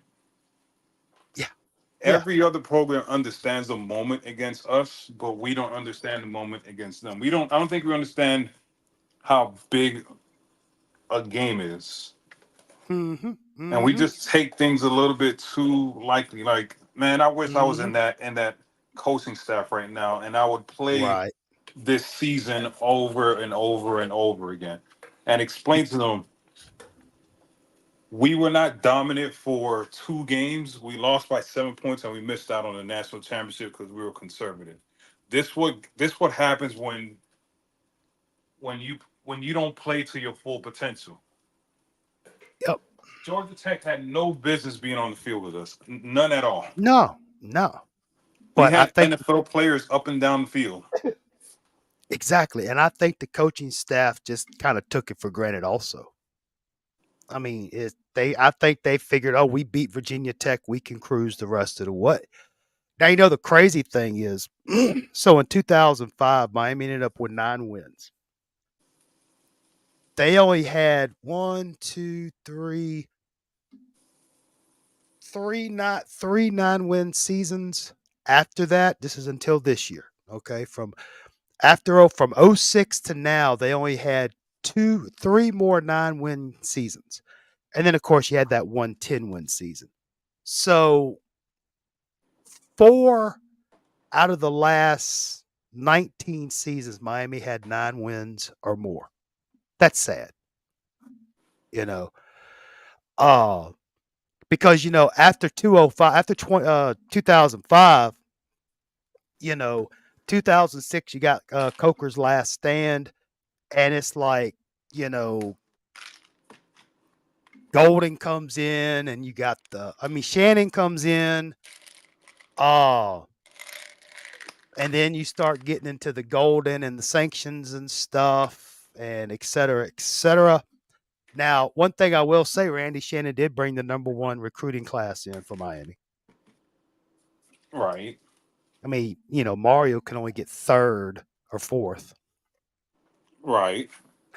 I'm just joking. So yeah, I mean, this, this 2005 season, it was kind of the last of the good times. You had a couple of good ones sprinkled around, but they had it. It was there. They had the chance, but they didn't do it. It was, to me, 2005 was more disappointing than this past season, or even ever since Mario's been here. I mean, like I said, because if they would have, Mr. We Teach Both Hands. Who is this guy? That's Mr. We Teach Both Hands. Have I ever talked to him before? Mr. We Teach with Both Hands. Have you ever spoke with Cuban? I am a Kada Kool-Aid drinker. That's Shad, by the way. I know. I go by Kada. So Kool-Aid I take it. drinker. So Shad, I take it you saw my public service announcement. I was offended. I just got my Kool-Aid. I have 90 days to cash my check or deposit it. That's 90 business days. Oh man. Nah, Cuban, I don't know if you had a chance to see it, but I kind of had this wild hair up my ass this morning to come out with some type of sarcastic Kool-Aid drinking. Did anything video. spark it, or this just off random? Well, actually, it started, last night on Shad's show. If any of y'all haven't seen it, y'all be sure to go rewatch it. With all the stuff we've been talking about, the stuff we talked about last night, the stuff that we've been talking about, the don't believe the hype, and Shad don't know anything, Coach Hayes don't know anything, nobody knows anything but PFF and the corporate radio folks. And I'm like, I want to be a smartass. Matter of fact, I got it queued up if y'all want to watch it. Go ahead. It's only like 3.5 minutes, but it's freaking hilarious. It's your world. All right. Let me share this. Make sure that's in there. I mean, this is a little bit easier than what I tried to do last night. All right. Are you going to get a copyright? No. I've already tested the waters.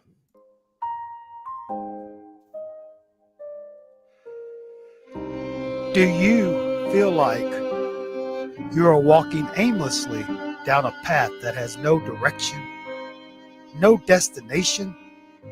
Do you know of others that have the same life situation that you are experiencing? Are you or someone you know living life like this due to an addiction to the Kool-Aid? Well, there is a solution for you that will change your life. A solution that will erase the clouds of darkness and despair. A solution that will allow you to feel the warmth of the sun without fear of overcast skies. We here at Kool-Aid Drinkers Anonymous used to live life in that way. We understand and empathize with you and yours. But now, thanks to Kool-Aid Drinkers Anonymous, our lives have become like this. This is hilarious. Go ahead. The Kool-Aid.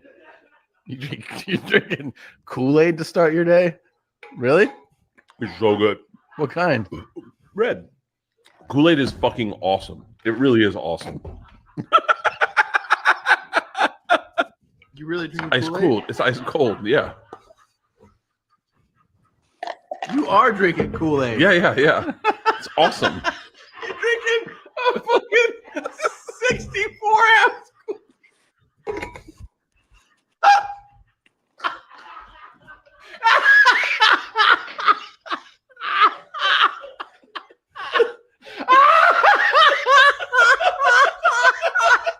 So, when they say, hey, Kool-Aid, we here at Kool-Aid Drinkers Anonymous say, Kool-Aid, no way.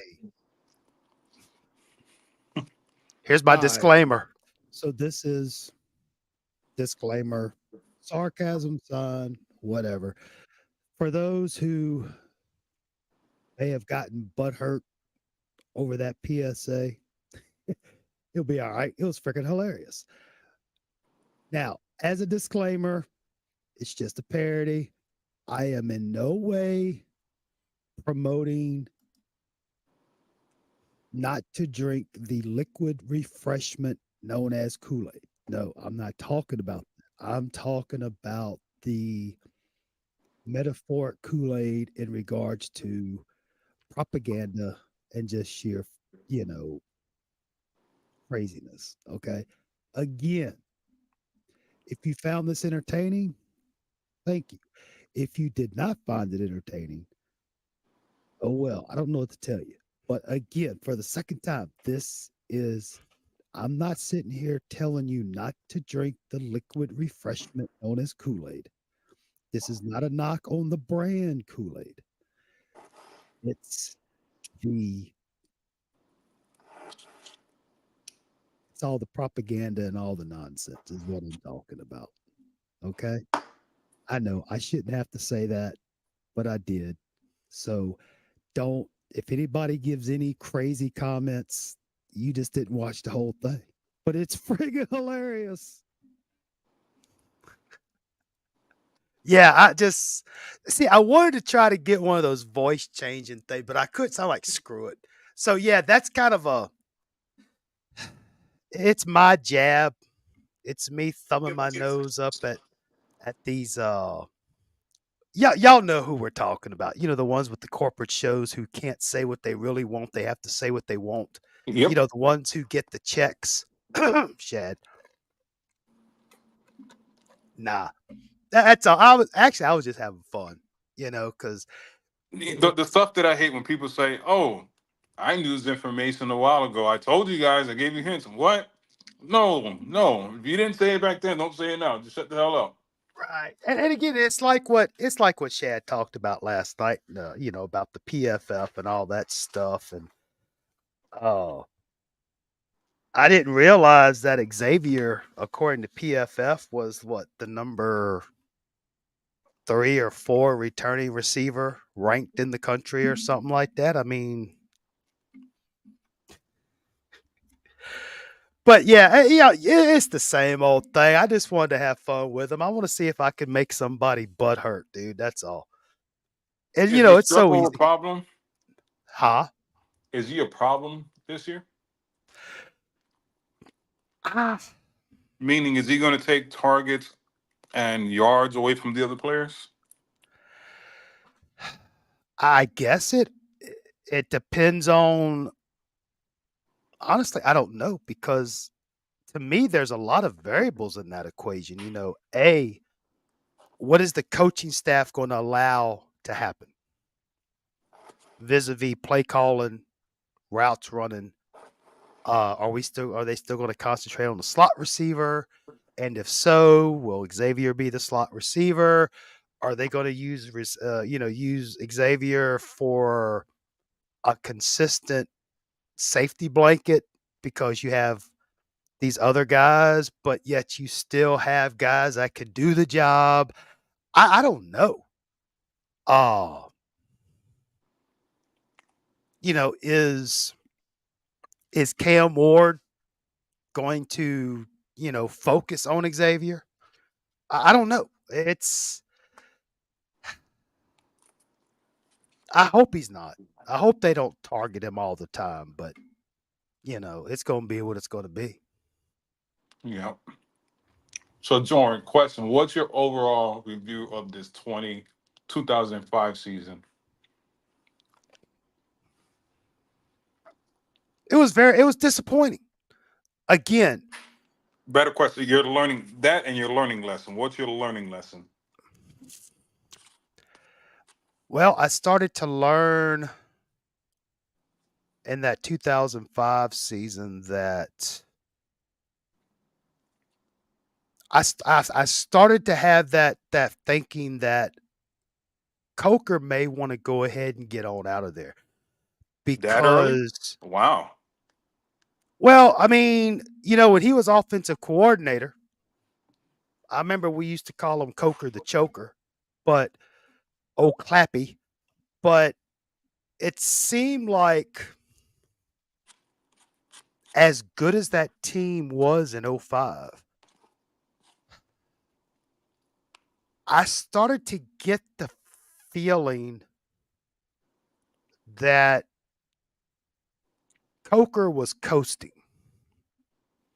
He was, trying to rely on the talent of the players. Yeah, in other words, Hmm.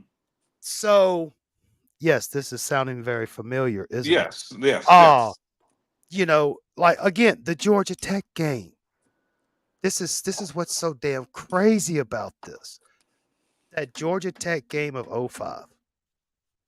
Okay, there was no coaching adjustments. The team was not, hyped up and excited to play. Uh, it just it was like, they just thought they were going to go out there and win, kind of like this year. Right. You know, you had a real good team. Had a damn good team in '05. You had a damn good team in '03 in 2023 this past season.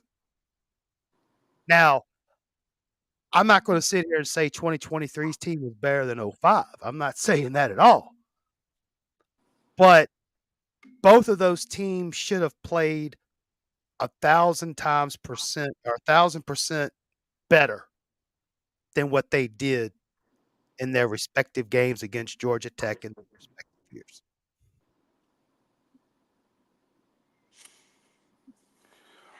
Yeah. It almost, it's crazy how in '05 Miami played Virginia Tech, big game at the time, big game, and they won. 2 weeks later, they lose to Georgia Tech. 2023, Miami plays Texas A&M. At that time, that was big game. Okay. And 2 weeks later, lose to Georgia Tech. Or am I messing up? Well, you see what I'm saying? Yeah. Then a few weeks later. But still, it's so I would have thought by now we'd have been better than this. Hmm. You How? know? But again, back in '05, I mean, we're looking at this, 19 years after the fact, 20 years after the fact. And, back then we didn't know. We were just, you know, 3 years removed from that '02 game. the '01, the good years, you know, and then here we are losing to Georgia Tech the way they played. I mean, exactly, QB. That's what I'm saying. The '05 team was really good, considering Kyle Wright was only a sophomore, junior. Was he playing as a sophomore? I think Right, sir. red shirt. Yes. So I mean, considering, I mean, it was his first time. 2005 was his first year to start. TVD had already had what, 2 seasons under his belt. You know, uh, and I said it earlier. I don't think you were on, but on paper, I think Kyle Wright was a better quarterback than TVD. On paper, Repeat that one more time. Say that one more time. on paper, not so much in results, but on paper, I think Kyle Wright was a better quarterback than TVD. And TVD had, as a whole, TVD had better weapons at his disposal than Kyle Wright did. And what I mean is, Kyle Wright, you basically had Moore, who really was kind of up and down, but you had dependable Olsen. Moore was the number one receiver in the nation. Exactly. You had Lance Leggett. Leggett was a number like 2 Right. or 3 receiver in the nation. Greg Olsen was a number one tight end in the nation. Right. Now, Winston was a top 10 offensive tackle. right, he came in as a tight end. But what I'm saying is, as a whole, dude, that the wide receiver room, and yes, the tight end room, they're pretty talented young men at that time. We've seen it. We saw it, but I don't know. I don't want this to turn into a TVD bashing session, but what the whole point of this to me is, that's why when you see what TVD pulled off versus what you see what happened in the past, that's what frustrates me, is because we've seen this song and dance before. And I don't think it's the player's fault. I just think it was the coaching execution, but you can't say all that though, because, but it is just so crazy how this circle of life is for Miami football.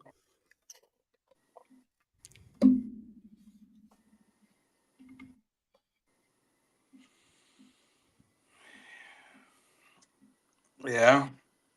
I just, oh my goodness. And now don't get me wrong, the '05 team still went 9-3. Okay? Could you imagine if Mario Miami went 9-3 this past season? Oh my gosh. Could you imagine the hysteria?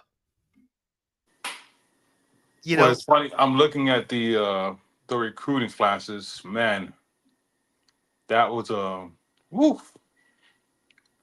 That was we got Reggie Youngblood and Kenny Phillips, right. and then everybody else was horrible. Not horrible. Daryl Sharpton went to the league, and that's it. Wow. Yeah, Recruiting fell because off. I don't see a quarterback that was drafted in '05.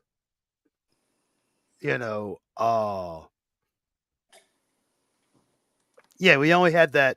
You had Phillips was a 5-star according to Rivals, and then you had that there he is, Youngblood, that tackle, but offensive lineman. But yeah, and that's going to rear its ugly head in a few seasons. I mean, honestly, I know there's a lot of 4-stars, and there's nothing against Gordon or Sharpton, Atkins, so forth and so on. But it it's just, you see stuff like this in which in '05, 9-3 was disastrous. That's the end of the word. That's what back to back 9-3 seasons Miami had. Yeah, back to back 9-3 seasons after going 11-2, 12-1, 12-0, 11-1. You know, but today in our situation with Miami, 9-3 is considered. That's how far we've fallen. That 9-3 is a successful bust open the champagne. I mean, don't get me wrong. If they pull off 9 wins in this coming season, that would be good considering. You know. So I'm just looking at some of these Yeah. Yeah. some of these classes we had before, and 2004 class was pretty good outside of Kirby Freeman. Yeah. Calais, wow, this class had Calais Campbell, James Breyer, Lance Leggett, Ryan Anderson, which was okay, Willie Williams, Dwayne Hendricks. I remember all these guys like it was yesterday. Wow. I know. Isn't that scary, dude? Tyler McMeans, Rashawn Jones, a guy that murdered Pata, Yeah.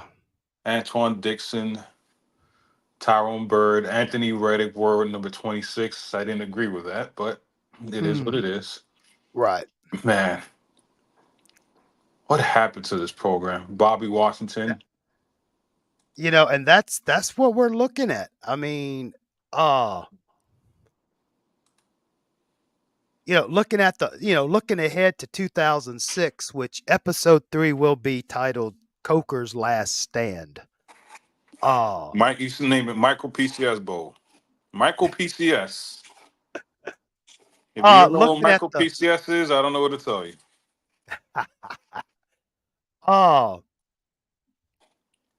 well, I mean, in '06, Javaris James came in, Bosher came in, Shields came in, Epps, Gordon, the defensive end. I mean, but they say this recruiting class of '06 was only 14.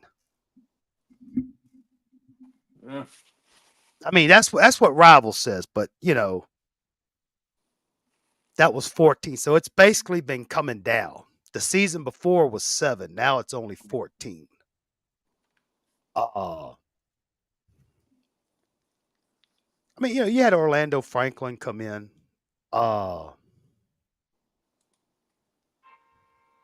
Oh yeah, Figueroa. Oh yeah, Greg Cooper. I thought he was a pretty good little running back. They only had him at a 3-star, but I thought he was a pretty good little running back. Oh yeah, QB, the brawl. Oh yeah, that's So for all you Star Wars, I'm looking at rivals. 2002, the number 8 class. 2003, the number 5 class. 2004, number 4 class. 2005, number 7 class. So I gave you 4 years there, right?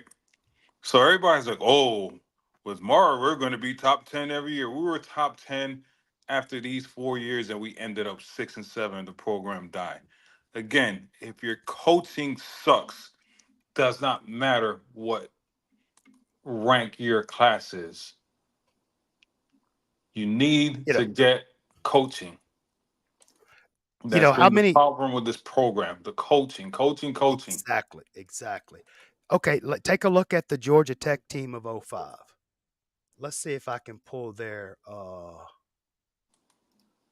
so '05 would have been the class of '03 are the players in '05. Let's see. Let's look at '02 of Georgia Tech.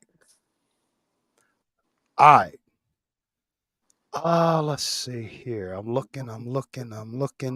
No, I don't think it might have been '03. Let's look up '03. Because I'm just looking for the class that had the Megatron and Ball. Okay, here we go. 2003 Georgia Tech class. It was ranked 50th. 50th in recruiting by rivals. Okay. Reggie Ball was a 3-star. Oh, they had one 4-star. That was Rashawn Grant. Well, they had Kenny Scott, a defensive back. Other than that, they were all 2-stars and 3-stars. He must have came in 04. Let's see here. Okay, the next year in 2004, Georgia Tech had a class ranking of 56. There's Calvin Johnson. He was ranked a 4-star when he was recruited. It came in at 2004. So Miami was sitting there with top 10 recruiting classes. Georgia Tech was barely hanging in the 50s, and they still did what they did. So the reason why I say that is I agree with you 1,000%, Cuban. You know, it's good to see these ranked kids coming in. That's fine. That's good. But what happens once the lights come on and the whistle blows and the ball's kicked off? You know, John, what I just did right it's now, the past 20 years, we had 5 classes that were ranked below the top 20. mhm, So I don't want to hear that we don't have talent in this program. right. We have talent. It's just the coaching, man. It's bad. It is. It really is. It's the development. And And and this is also, funny. The worst recruiting class that we've had Kendrick Norton, NFL player, Cedric yes, Wentwine, NFL player, right. Lawrence Cager, NFL player, Michael Mhm. Jackson, NFL player, Jaquan Johnson, NFL Oh, player, yes.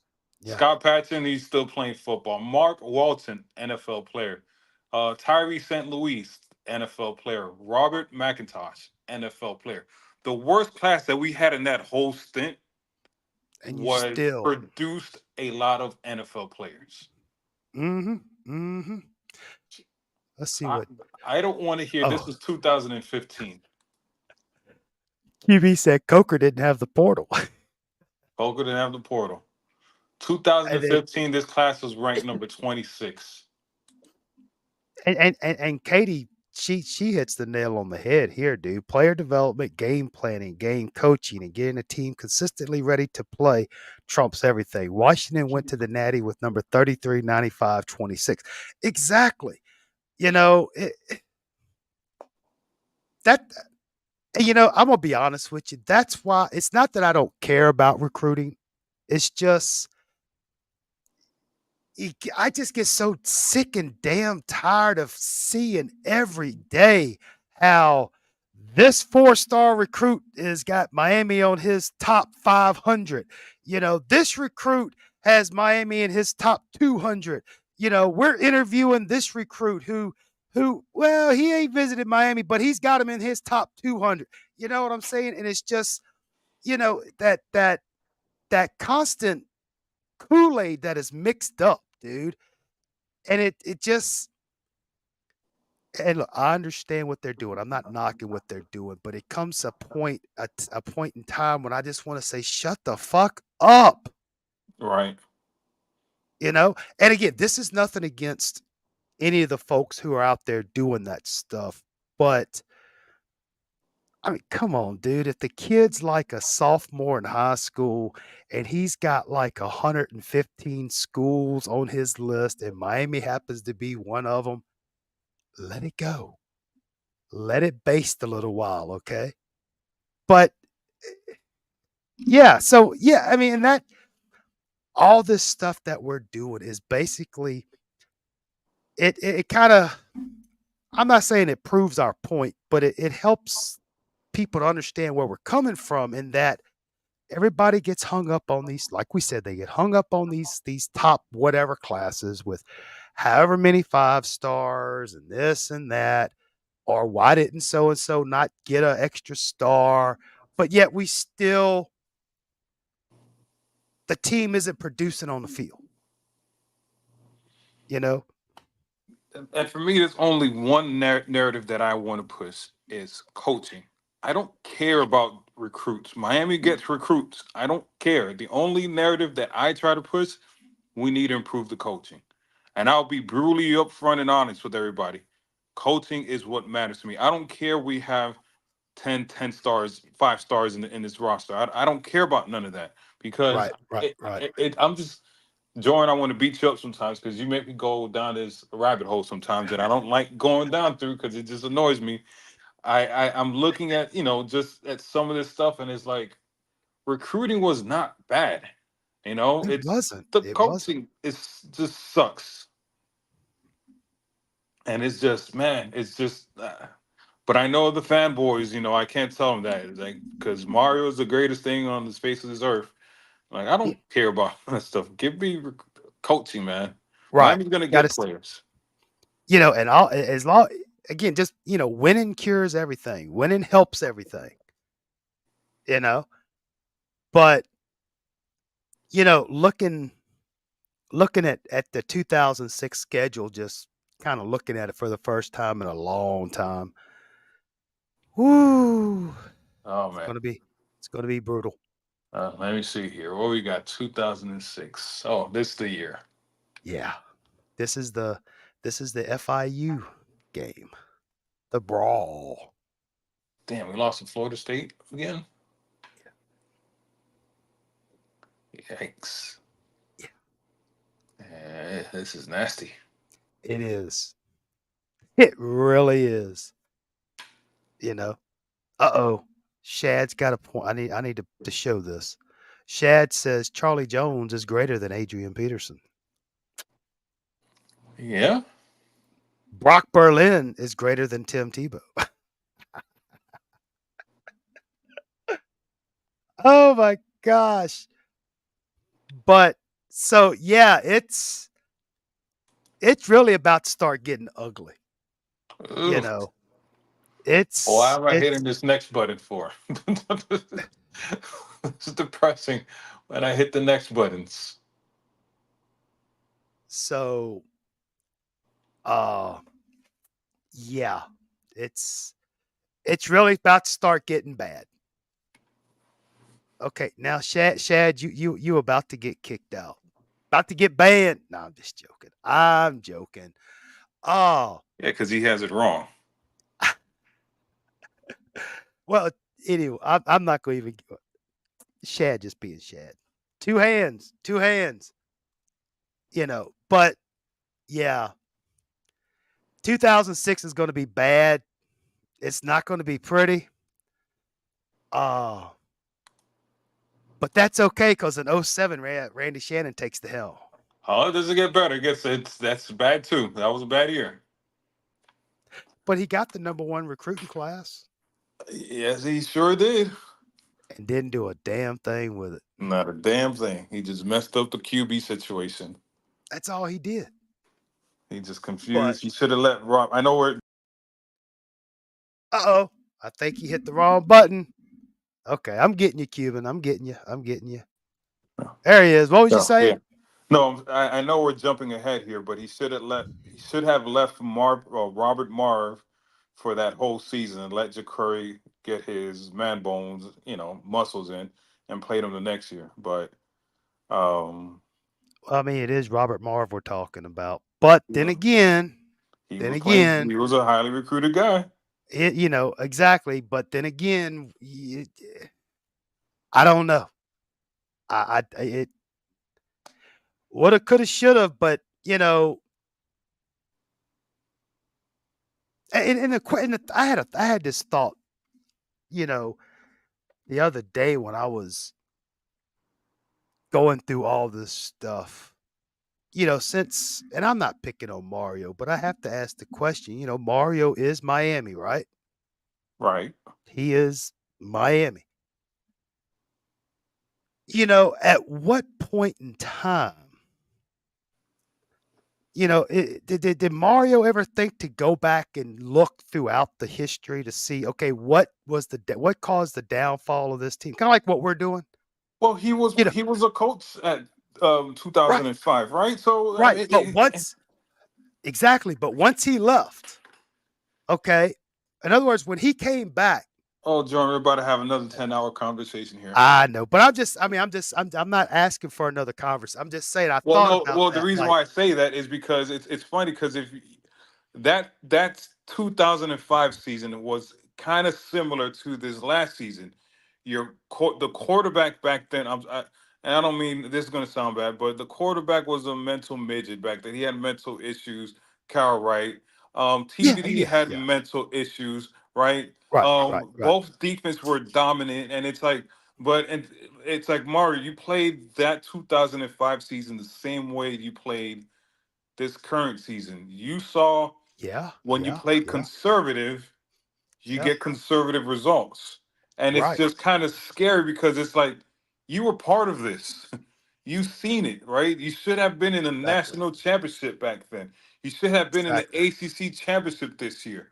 But you decided to, because Clemson was out the way, right? You all you had to do was take a knee against Georgia Georgia Tech, Tech, beat UNC, not UNC, beat NC State, Louisville and NC Louisville. State, and you're in. Forget the whole Clemson, not Clemson game. Forget the UNC game. But if you play to your level, you should have won those games, right? And it's like Right.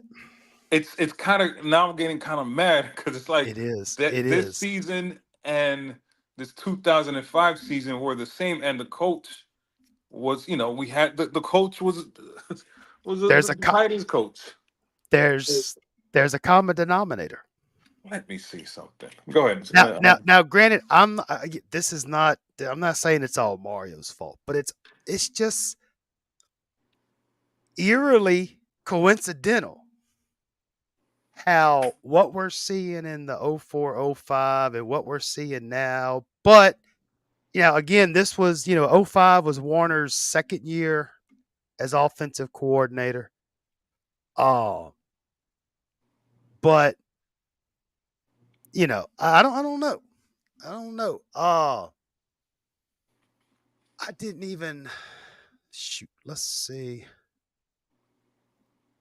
I want to see right Sorry, no. quick. Mario coached from 2001 to 2003. He returned to Miami to serve as Titans coach. Oh, sorry, no, he was at Miami from 2004 to 2006. Am I right? I was just about to look Yeah, that he was at up. Miami.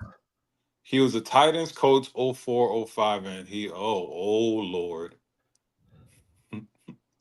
He was the offensive line coach 06. Oh man. Yes, he was. 06. He sure Uh, was. That's when he moved up. Because remember, after Kehoe got fired. Kehoe got fired, Solinger got fired, because you Warner had got all fired. that heat came on Coker after the The LSU loss. LSU game. So instead of Coker saying, "Wasn't my fault, it's their fault." Sound familiar? Yep. So Wow. he gets rid of Kehoe, who was, dude, Kehoe loved Miami, bro. Kehoe, him and Salt, those, but, hey. Oh, in 06, we get Rich Olson as offensive coordinator. Todd Berry, quarterbacks coach. Cristobal moves up the offensive line. Hurts on the defensive line. Marquise Mosley on receivers. Oh, Popovich. I still remember him getting that fumble back in '96 at the Baylor game in Waco. If he hadn't have got that fumble recovery, Miami would have had a losing record that year. I was there. Anyway, Swayze was still strength and conditioning, but oh, it was 06 the year of the 7th floor crew? Might have been. I meant to look that up. Was that the FIU? The same year with the FIU Yeah. year? Yeah, that Yeah. was the FIU Yeah. situation. Yeah. But Yeah. yeah, I mean, so far we're starting to see some common denominators here. The only thing is the recruiting classes weren't as high back then as they are now. So I don't know. Yeah. I'm just a I little don't know. worried now looking at who was coaching. You know, it's funny because they always want to praise that Mario coached at Alabama, but Mario was also coaching on at the downfall of Miami. Well, yeah, I mean, yeah, Mario spent time in Alabama, but it wasn't like he was Nick Saban or his right hand man. Right. And again, I'm just telling you how it was. He wasn't. It wasn't like he was just a lowly assistant. Wow. But anyway,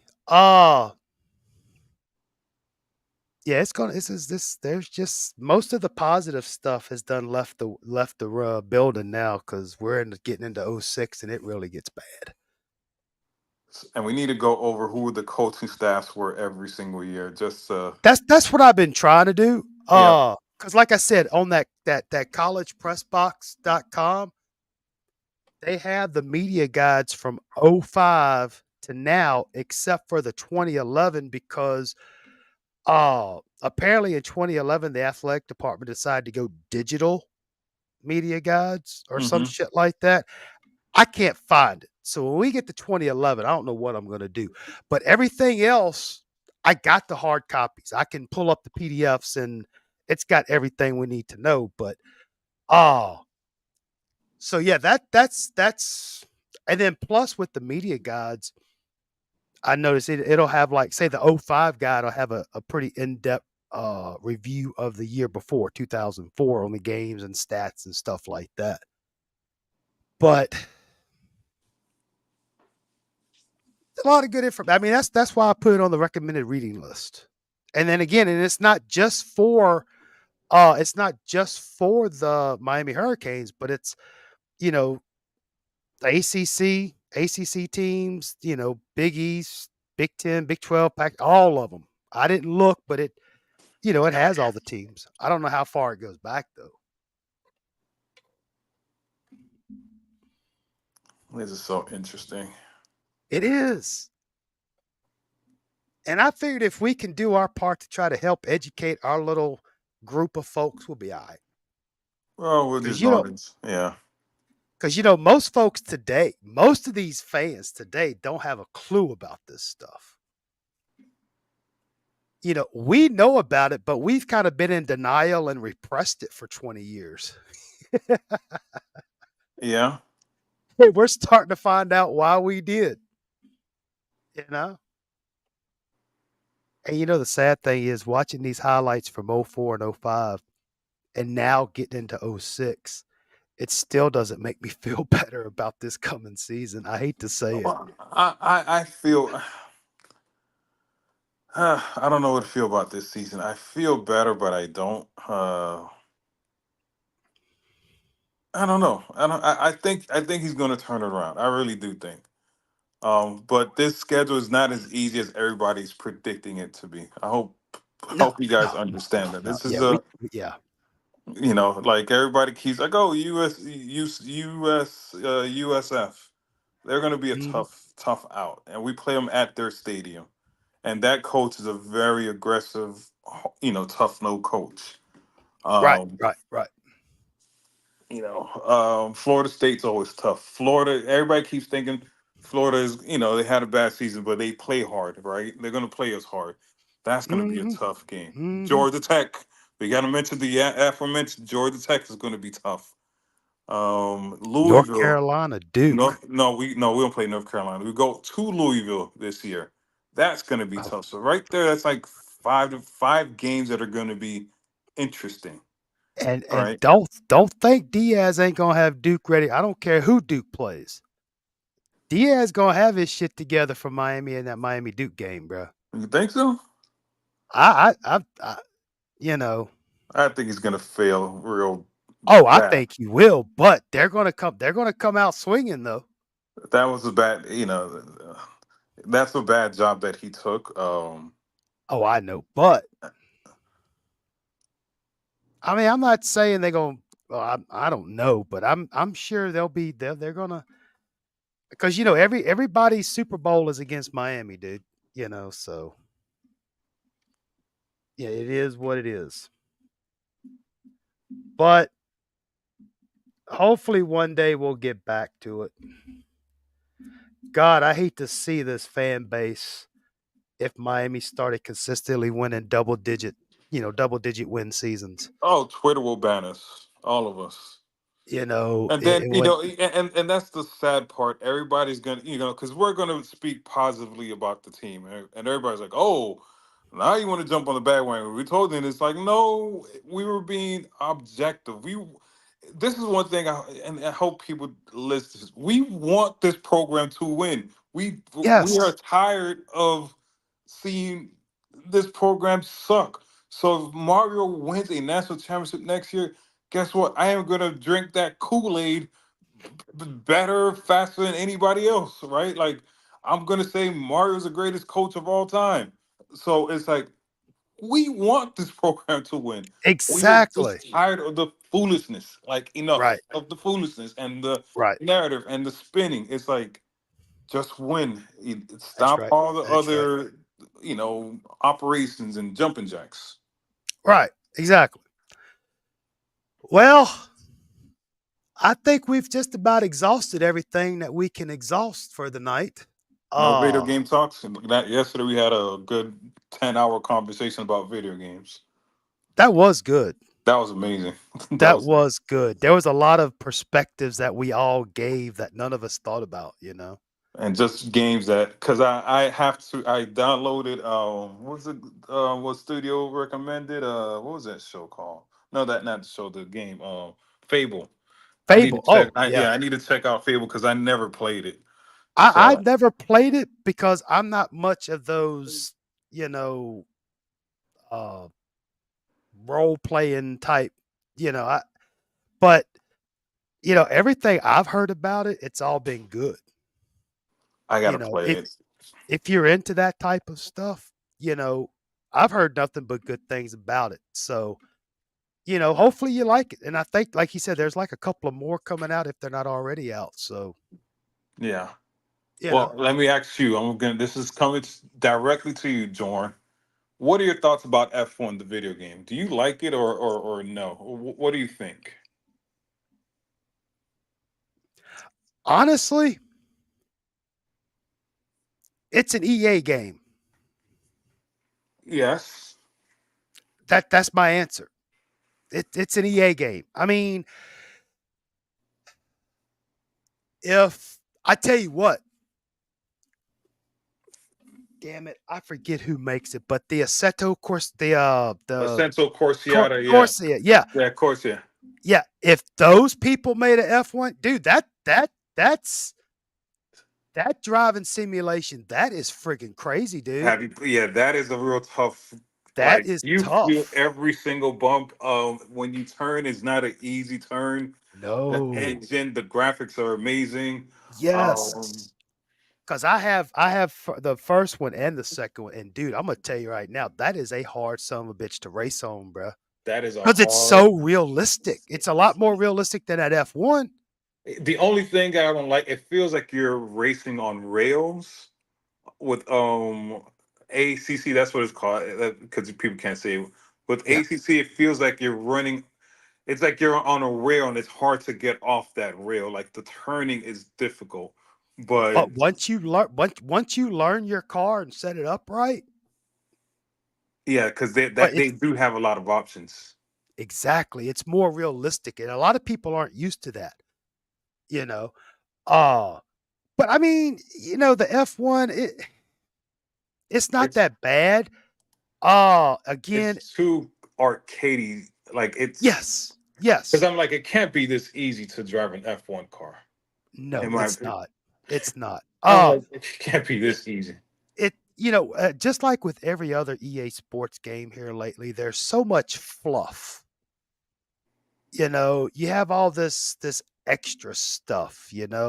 Uh, just let me choose a team. Let me replace a driver of my choice and let me go race.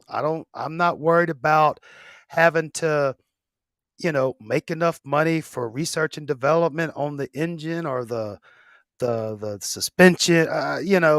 Just give me a car, let me go race. You know, Have you but played Gran Turismo? no, I haven't. That's that PlayStation game. But Yeah. now I was more of a Forza guy with the Xbox, Mm-hmm.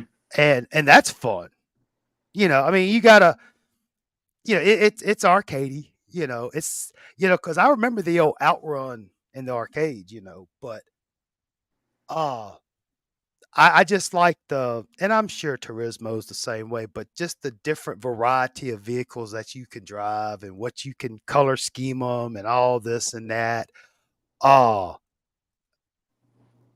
and then of course, you have the races and stuff that you could do at all these different tracks and stuff around the world. It's really cool, you know. Oh, and then the other one I like, damn,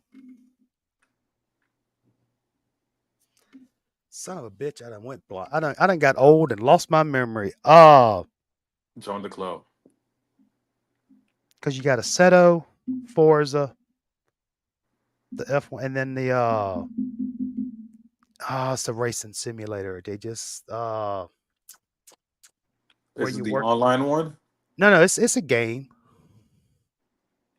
Hang on, let me see if I can pull up my library right quick. They've had like 3 of them come out. Uh, Come on. No, I'm not taking a survey. iRacing, not iRacing. Hang on. Let me pull up my games. Shoot. No, I don't want PC games.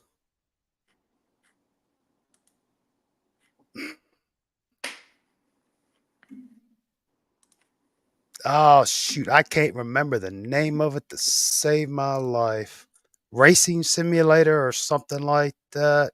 Forza, F1, Wreckfest, ACC, iRacing, Gran Turismo, Project Cars. Project Cars. That's it. Project Cars. Project Cars. It's not bad. I don't know For how I real? I forgot. need to try Project Cars then because I thought it was a gimmicky. Okay. The first one's pretty good. Second one, it's all right.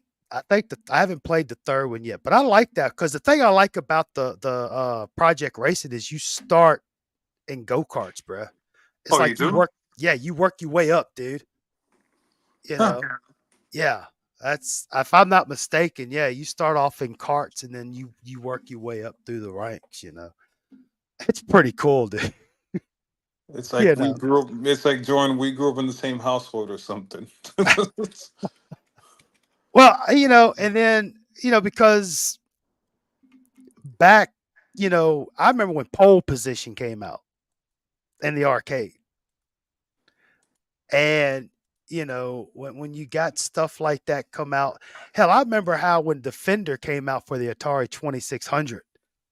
Oh man, I thought the sun couldn't shine any brighter. Cause man, I can't tell you how much money I spent on Defender and pole position and asteroids and Outrun, and especially when they came out with the Outrun that had the car the seat the that fiberglass car you could sit in, and then you got the Tron video game, I mean, dude, yeah, it's hilarious. But and the thing about now you talk about that F1 game, the EA Sports though. Yeah, you can do some F2 stuff, But So what's the difference to F2 and F1? F2 is what, 6 gears, right? And F1 is 8 gears, correct? it's something like that. Plus the cars in F2 are a little bit smaller, not as much horsepower. They don't race as long a races.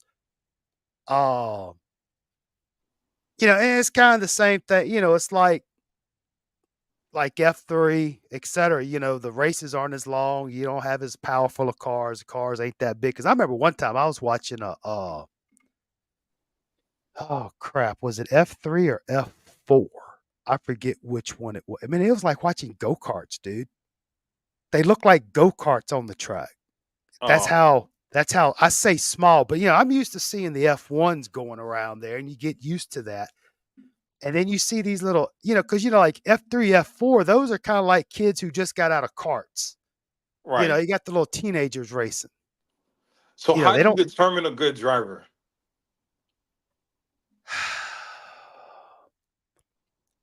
what they do on the track, how they race, what they do in situations.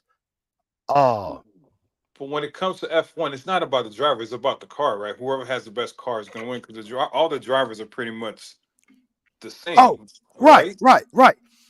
You Because know, Lewis Hamilton goes from being the greatest ever to just a regular guy, and Red Bull just takes over. I mean, so I've had debates with my friend. Is it the person or is it the car? right now it's the car. That's why I was talking with the guy I work with, the young man. He watches a little bit of that Formula One. I was telling him, because with Verstappen doing his thing, Hamilton was doing his thing, et cetera, et cetera. Uh, even Vettel and Schumacher, you can go back, but I think what they should do is make all the cars the same. Make them all cookie cutter cars. Now you can make a little adjustment, say tire pressure, but like as far as engine horsepower, the torque, suspension, it should all be the same to where it's more or less on the driver. You see where I'm getting at? Because I'm Yeah, I know what telling you're getting at. you could take I would be willing to almost bet the farm you could take somebody like Logan Stewart, put him in Max Verstappen's car, and put Max That's also my Verstappen question. and Logan Stewart's car, and guess what's going to happen? Logan Stewart's going to win. You know why I say that? Because George Russell in 2020, when Hamilton had a touch of the COVID, Mm-hmm. Russell got into Hamilton's car, and it was at was it Abu Dhabi, Bahrain? It was one of those Middle Eastern tracks near late in the season. And he was it was like you swore that was Leonard Hamilton in that car, or Russell Hamilton, or Hamilton. Anyway, uh, but it was Russell. So that told me right there it's all about the car. So it's all about the car. It is. And I mean, no disrespect to Hamilton or Verstappen or anybody, but, J.S. Martin, what's going on? But yeah, the car has a lot to do with it, and what was it? Year before last when they changed the car, Mm-hmm. Red Bull got it right, and everybody else was still trying to figure it out. Uh, What is and Red Bull has the advantage when it comes to aerodynamics? it's something. I mean, because that damn car was fast last year, dude. Yeah, yeah. It was fast, and then even though it didn't have the handling like some of the other cars, it was just fast. Do you think they make Perez like, hey, you cannot beat Verstappen or Oh yes. okay, Oh yes. and he accepts it? He's just like, oh yeah, okay. If he wants a paycheck, Is he there's gonna only leave? well, depends on what comes up. There's only 20 positions. Yeah. And, unless something comes up, then whether Checo likes it or not, because Checo's a good little driver. He Yeah. really is. Even back when he was with Force India, he was a scrappy little driver. Right. And the crazy thing is he's just kind of a victim of circumstance, because you could put anybody, you could take, any of the 18 other drivers and swap them out with Checo, and it's still going to be the same thing. And Red Bull, to me, it looked like this past season, it looked like Red Bull put all their eggs in one basket with Verstappen in that car. You can't tell me both of those cars were set up the same. Well, so you're bigger, uh, but the teams, they study in the same place. They look at the cars in the same place, right? Yeah, supposedly. So these engineers, I mean, if I'm Perez, I'm like, what is it? They get the A, Verstappen gets the A team and Perez gets the B team. No, I think it's what's going to bring our team more money, and Verstappen is the big ticket right now. Okay. Right. It's the same thing with Mercedes of Hamilton. When he had Bottas was, that car was a good car. Look what Bottas did at Alfa Romeo. Ain't do shit. Because Yeah. Alfa Romeo wasn't worth a shit compared to that Mercedes. Because Bottas was all he probably had almost as many podium wins as Hamilton did in Right. those years. And again, it was the car, It's the car. and They need to change it. I don't know what if F1 wants to have a like a bigger audience. They have to. They cannot have Red Bull just winning every single race. You can't. You but need competition in sports. but again, look through the history of F1, dude. Yeah. Before Red Bull, it was Shoot. Mercedes. It was Mercedes, and then before that, it was Schumacher. You had Schumacher. You actually had Vettel did some stuff with Red Bull back in the 90s Haas was pretty or the good early once. 2000s. Haas was good at once upon a time, right? Haas was good. That's amazing. Now they're the worst. And it's all about this, dude. It's all about the money. All about Yeah, the money. and JS, I was about to say that Braun team, I'd watched that special. Braun came from nowhere. Built the car. Matter of fact, the guy that is the team principal for Williams, I forget his name, but he was one of the top principals or whatever at Braun. But yeah, it's just all about the car. And when it comes to the car, it's about the money. And when it comes to the money, it's about winning. And then when it's about winning, you got to have the car, which you got to have the money. And it's just a vicious circle, dude. Plus, you got to realize Mercedes, they're in the car business. Yeah. Ferrari, they're in the car business. Aston Martin, car business. McLaren, car business. Now Red Bull just gives you wings. They got stuff all over the damn place. I'm surprised Red Bull ain't ventured into NASCAR. But They Red got Bull, what type of engine? Is it a Honda engine? No. they were a Honda engine, but they're going to be running a Ford engine in 2026, I believe. It's going to be interesting. Why Ford? Why are they going to Ford? I don't know if there's if they're having issues with Honda or what. But the last thing I saw, yeah, they're going to swap over to the Ford engine. I don't know if Honda's thinking about getting into F1. I mean, Cadillac wasn't allowed to get in there because I think Cadillac would have made a good car.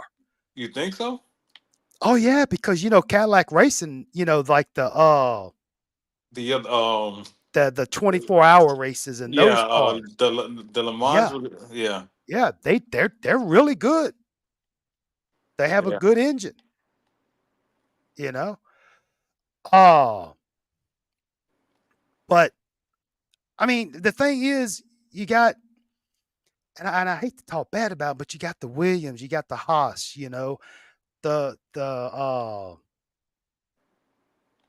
Alpine and all that, and it's like, why not let a Cadillac in? Even I remember, I think I heard something the other couple of years ago about Porsche wanting to get into F1. Now you talk about a game changer, you get Porsche in there. You know. Oh, but it's all about money. And then don't get me started on the FIA. Yeah. That's there. I think what it is. I think what it is that since F1 is primarily a European sport, the Europeans are prim and proper. Uh, it's all about the pomp and circumstance. We've been doing it like this since, whenever, and they just rather stay with tradition, I guess. But I mean, why not have 22, 24 cars on the track? Make the tracks bigger. Is there enough space for it? Make them bigger. What, the tracks? Make them bigger. How much? I mean, how much bigger? Make them wider. I mean, Uh, but think about no. But seriously, I know I'm talking nonsense, but I mean, like like Monte Carlo, they're right. racing on an Italian street. Yes. You couldn't drive a regular American car down that street without hitting something. I mean, it's already a narrow street. Right. You can't pass anybody. It's all about Can't pass qualifying. anybody.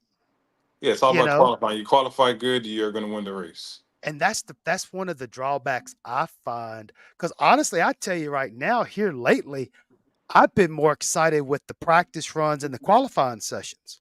Right.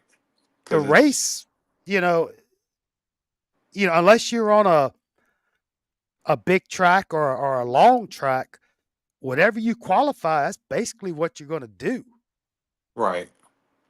And to me, that just kind of takes away from it. I mean, I'm not saying they got to go out and build all these new racetracks, but either make the cars smaller or make the tracks bigger. But I mean, you really can't make the tracks bigger, I guess. It's just, I don't know. I just love the racing. I just love the action of it, but it's been kind of hard here lately. Right. Seeing, you see this one team dominating and nobody else. I mean, like with Verstappen in that Red Bull car, I mean, they're winning by like, average of 20, 30 seconds. Some people are like, oh, it's just 30 seconds. Man, that's an eternity in F1, dude. Yep. I hope people don't get mad at us nerding out here. Well, it is what it is. I mean, Entertainment of foolishness, like you said. I mean, we try to be I'm not trying to, be like Shad and have a round table, but we try to be well rounded. We'll talk about whatever because, like I said, we've already, there's nothing more we can say about 2005. We get aggravated. It is what it is, but yeah, I agree with you, Martin. I don't know what F1 has against Andretti. And yeah, I wouldn't doubt it. The Ferraris and the Mercedes, it's kind of like the Las Vegas Grand Prix this past year. You had the qualifying. Remember when Carlos Sainz hit that water cover and just then totally screwed up the car? They had to replace almost the whole car. I mean, it wasn't his fault. It was just piss poor design by the Las Vegas people. And from what I gather, you know, all the team principals are like, yeah, it's fine, just go ahead. It's not your fault. But Toto Wolff said, nah, not going to do it. We have rules in place. And I got nothing against Toto. I got nothing against him. He's a very smart, intelligent man. He was a pretty decent driver, but man, he's a bitch. That's not right. That's not right. You know that's not right. But anyway, you know, and like Christian Horner, apparently he don't know how to talk to women or something, because I'm still waiting to see what happens with that. Right. You know, but oh, the Grand Prix is, yeah, I could imagine what that track looks like in Miami. And you know, talking about Miami and Austin, them poor bastards from Europe, they come over here and it's, you know, let's see, the race in Miami is usually in what, May, early mid May. So it really ain't got cranked up yet, you know. Right. And they act like they are dying. You know, it may be like 90, 92. Yeah, it's a About little bit 60. different. That humidity Oh, yeah. Oh, yeah. You once know, it and kicks in, you're in. you know, whenever that temperature gets above 80, them little European privileged boys, they sit there, they like, man, it's hot. And it's kind of like Las Vegas. Because I don't know why they were racing Vegas at midnight, you know, in November. But, you know, it was getting down to like, I don't know, 50, 55 degrees. That's, you could, I know it's out there in the desert. You might need a little light covering or something, but they were wearing the parkas. I'm like, wait a minute. Oh no, because it gets cold in the desert at night. It gets real cold. Right. But I think the temperature was like, I think it was only like 50, 55. Oh. You know, for us who live in the heat, yeah, that'll probably get you kind of putting some sleeves on, but it's not like you got to wear the parkas, you know. And the thing is, I don't understand why they did the Vegas at night, that late at night. They could have made it a night race, but not a midnight race. I think it's because of the timing for Europe. I think that was a reason. I think. Now, Oh no, I'm sorry. yeah, you're right, because nobody gives a rat's ass about us on this side of the Atlantic when we're having to watch a Japanese Grand Prix at 1:00 in the morning. No, it's because You know, but no, yeah. sorry. It wasn't. It's because that's the only time that they could close the streets in Vegas. Yeah, and I'd agree with that too. But, you know, again, I don't know why they just didn't utilize the racetrack there in Vegas or whatever. I guess they just had to have a street race. I don't know. Yeah. But yeah, I don't understand the F1. It kind of pisses me off. It's kind of like Miami. It pisses me off, but I still love it. You know, because you have all these different tracks and you have all these, and no disrespect to NASCAR, but there's just something different about just going around in a circle. In a circle, yeah, it's boring. It's making a left turn. They're making a left turn. Which, again, no disrespect to NASCAR, but I just like the movement and stuff. But yeah, it's I was really hoping Logan would start doing pretty good. You know, being an American kid there in Fort Lauderdale, I was really hoping he'd have done well. But you know, he may move up. But I got a feeling until they make it, you know, a level playing field vis-a-vis cars, money, facilities, give everybody the same exact thing. You know, we're gonna see it. You know, because right now it's Red Bull. You know, tomorrow it may be Ferrari. It may be the not the the V-Carb. The Visa Cash App Red Bull, formerly known as AlphaTauri. McLaren. You know, You could have the McLaren, Aston Martin. It could be, you never know. Right. But it is what it is. It's all about the money, dude. It's all about the money. Yep. Well, Jordan, I got to jump off. I'm getting like just phone call. That's fine. I'm about to call it quits myself, man. I appreciate you stopping by and kicking it with us, Cuban. Sorry for my tardiness. No tardiness. It's all good. It's all good. Yeah, we just about to hit that 3-hour threshold, and we're just kind of wasting time now anyway.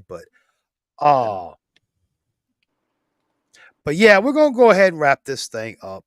Thanks to us. It's good to see you again, J.S. Martin, Miss Katie. Hey, keep your chin up. Don't let them talk shit about you, girl. I know Shad was here. Come on, move up. Oh, that's what happened. What the hell? QB, appreciate you coming by. Thanks to the Cajun Cane for stopping by and chatting with us. And of course, Cuban, my man, thank you for coming by. Anytime. Truck and Chubsy, appreciate you stopping by and saying hello. Canes today stuck his head in here. Miss LV, always a pleasure. Did I miss anybody? Probably didn't, but if anybody was out there in the back, that's okay. Whatever floats your boat. If that's what you like, then that's what you like. But yeah. So probably I kind of like this Monday slot. So right now, the way my work schedule is falling on the week, we'll probably do this next Monday again. Sounds good. Now, probably the week after that, I may start moving it to either Tuesday or maybe a Saturday. I don't know. But for right now, next week, tentatively next week, we'll be doing episode 3, 2006, Coker's Last Stand. Probably it will be next Monday, probably the same time. And we'll do what we did. We'll just go through each game, go through the numbers, go through the stuff, give our opinion, and just let it ride. So anyway, y'all know how it is. Peace, love, and soul to everybody. It's all about the you. Thank Have a y'all. good night, fellas. Y'all have a good night. Stay safe. Y'all have a wonderful, blessed week. We'll Bye. see y'all next time. Bye.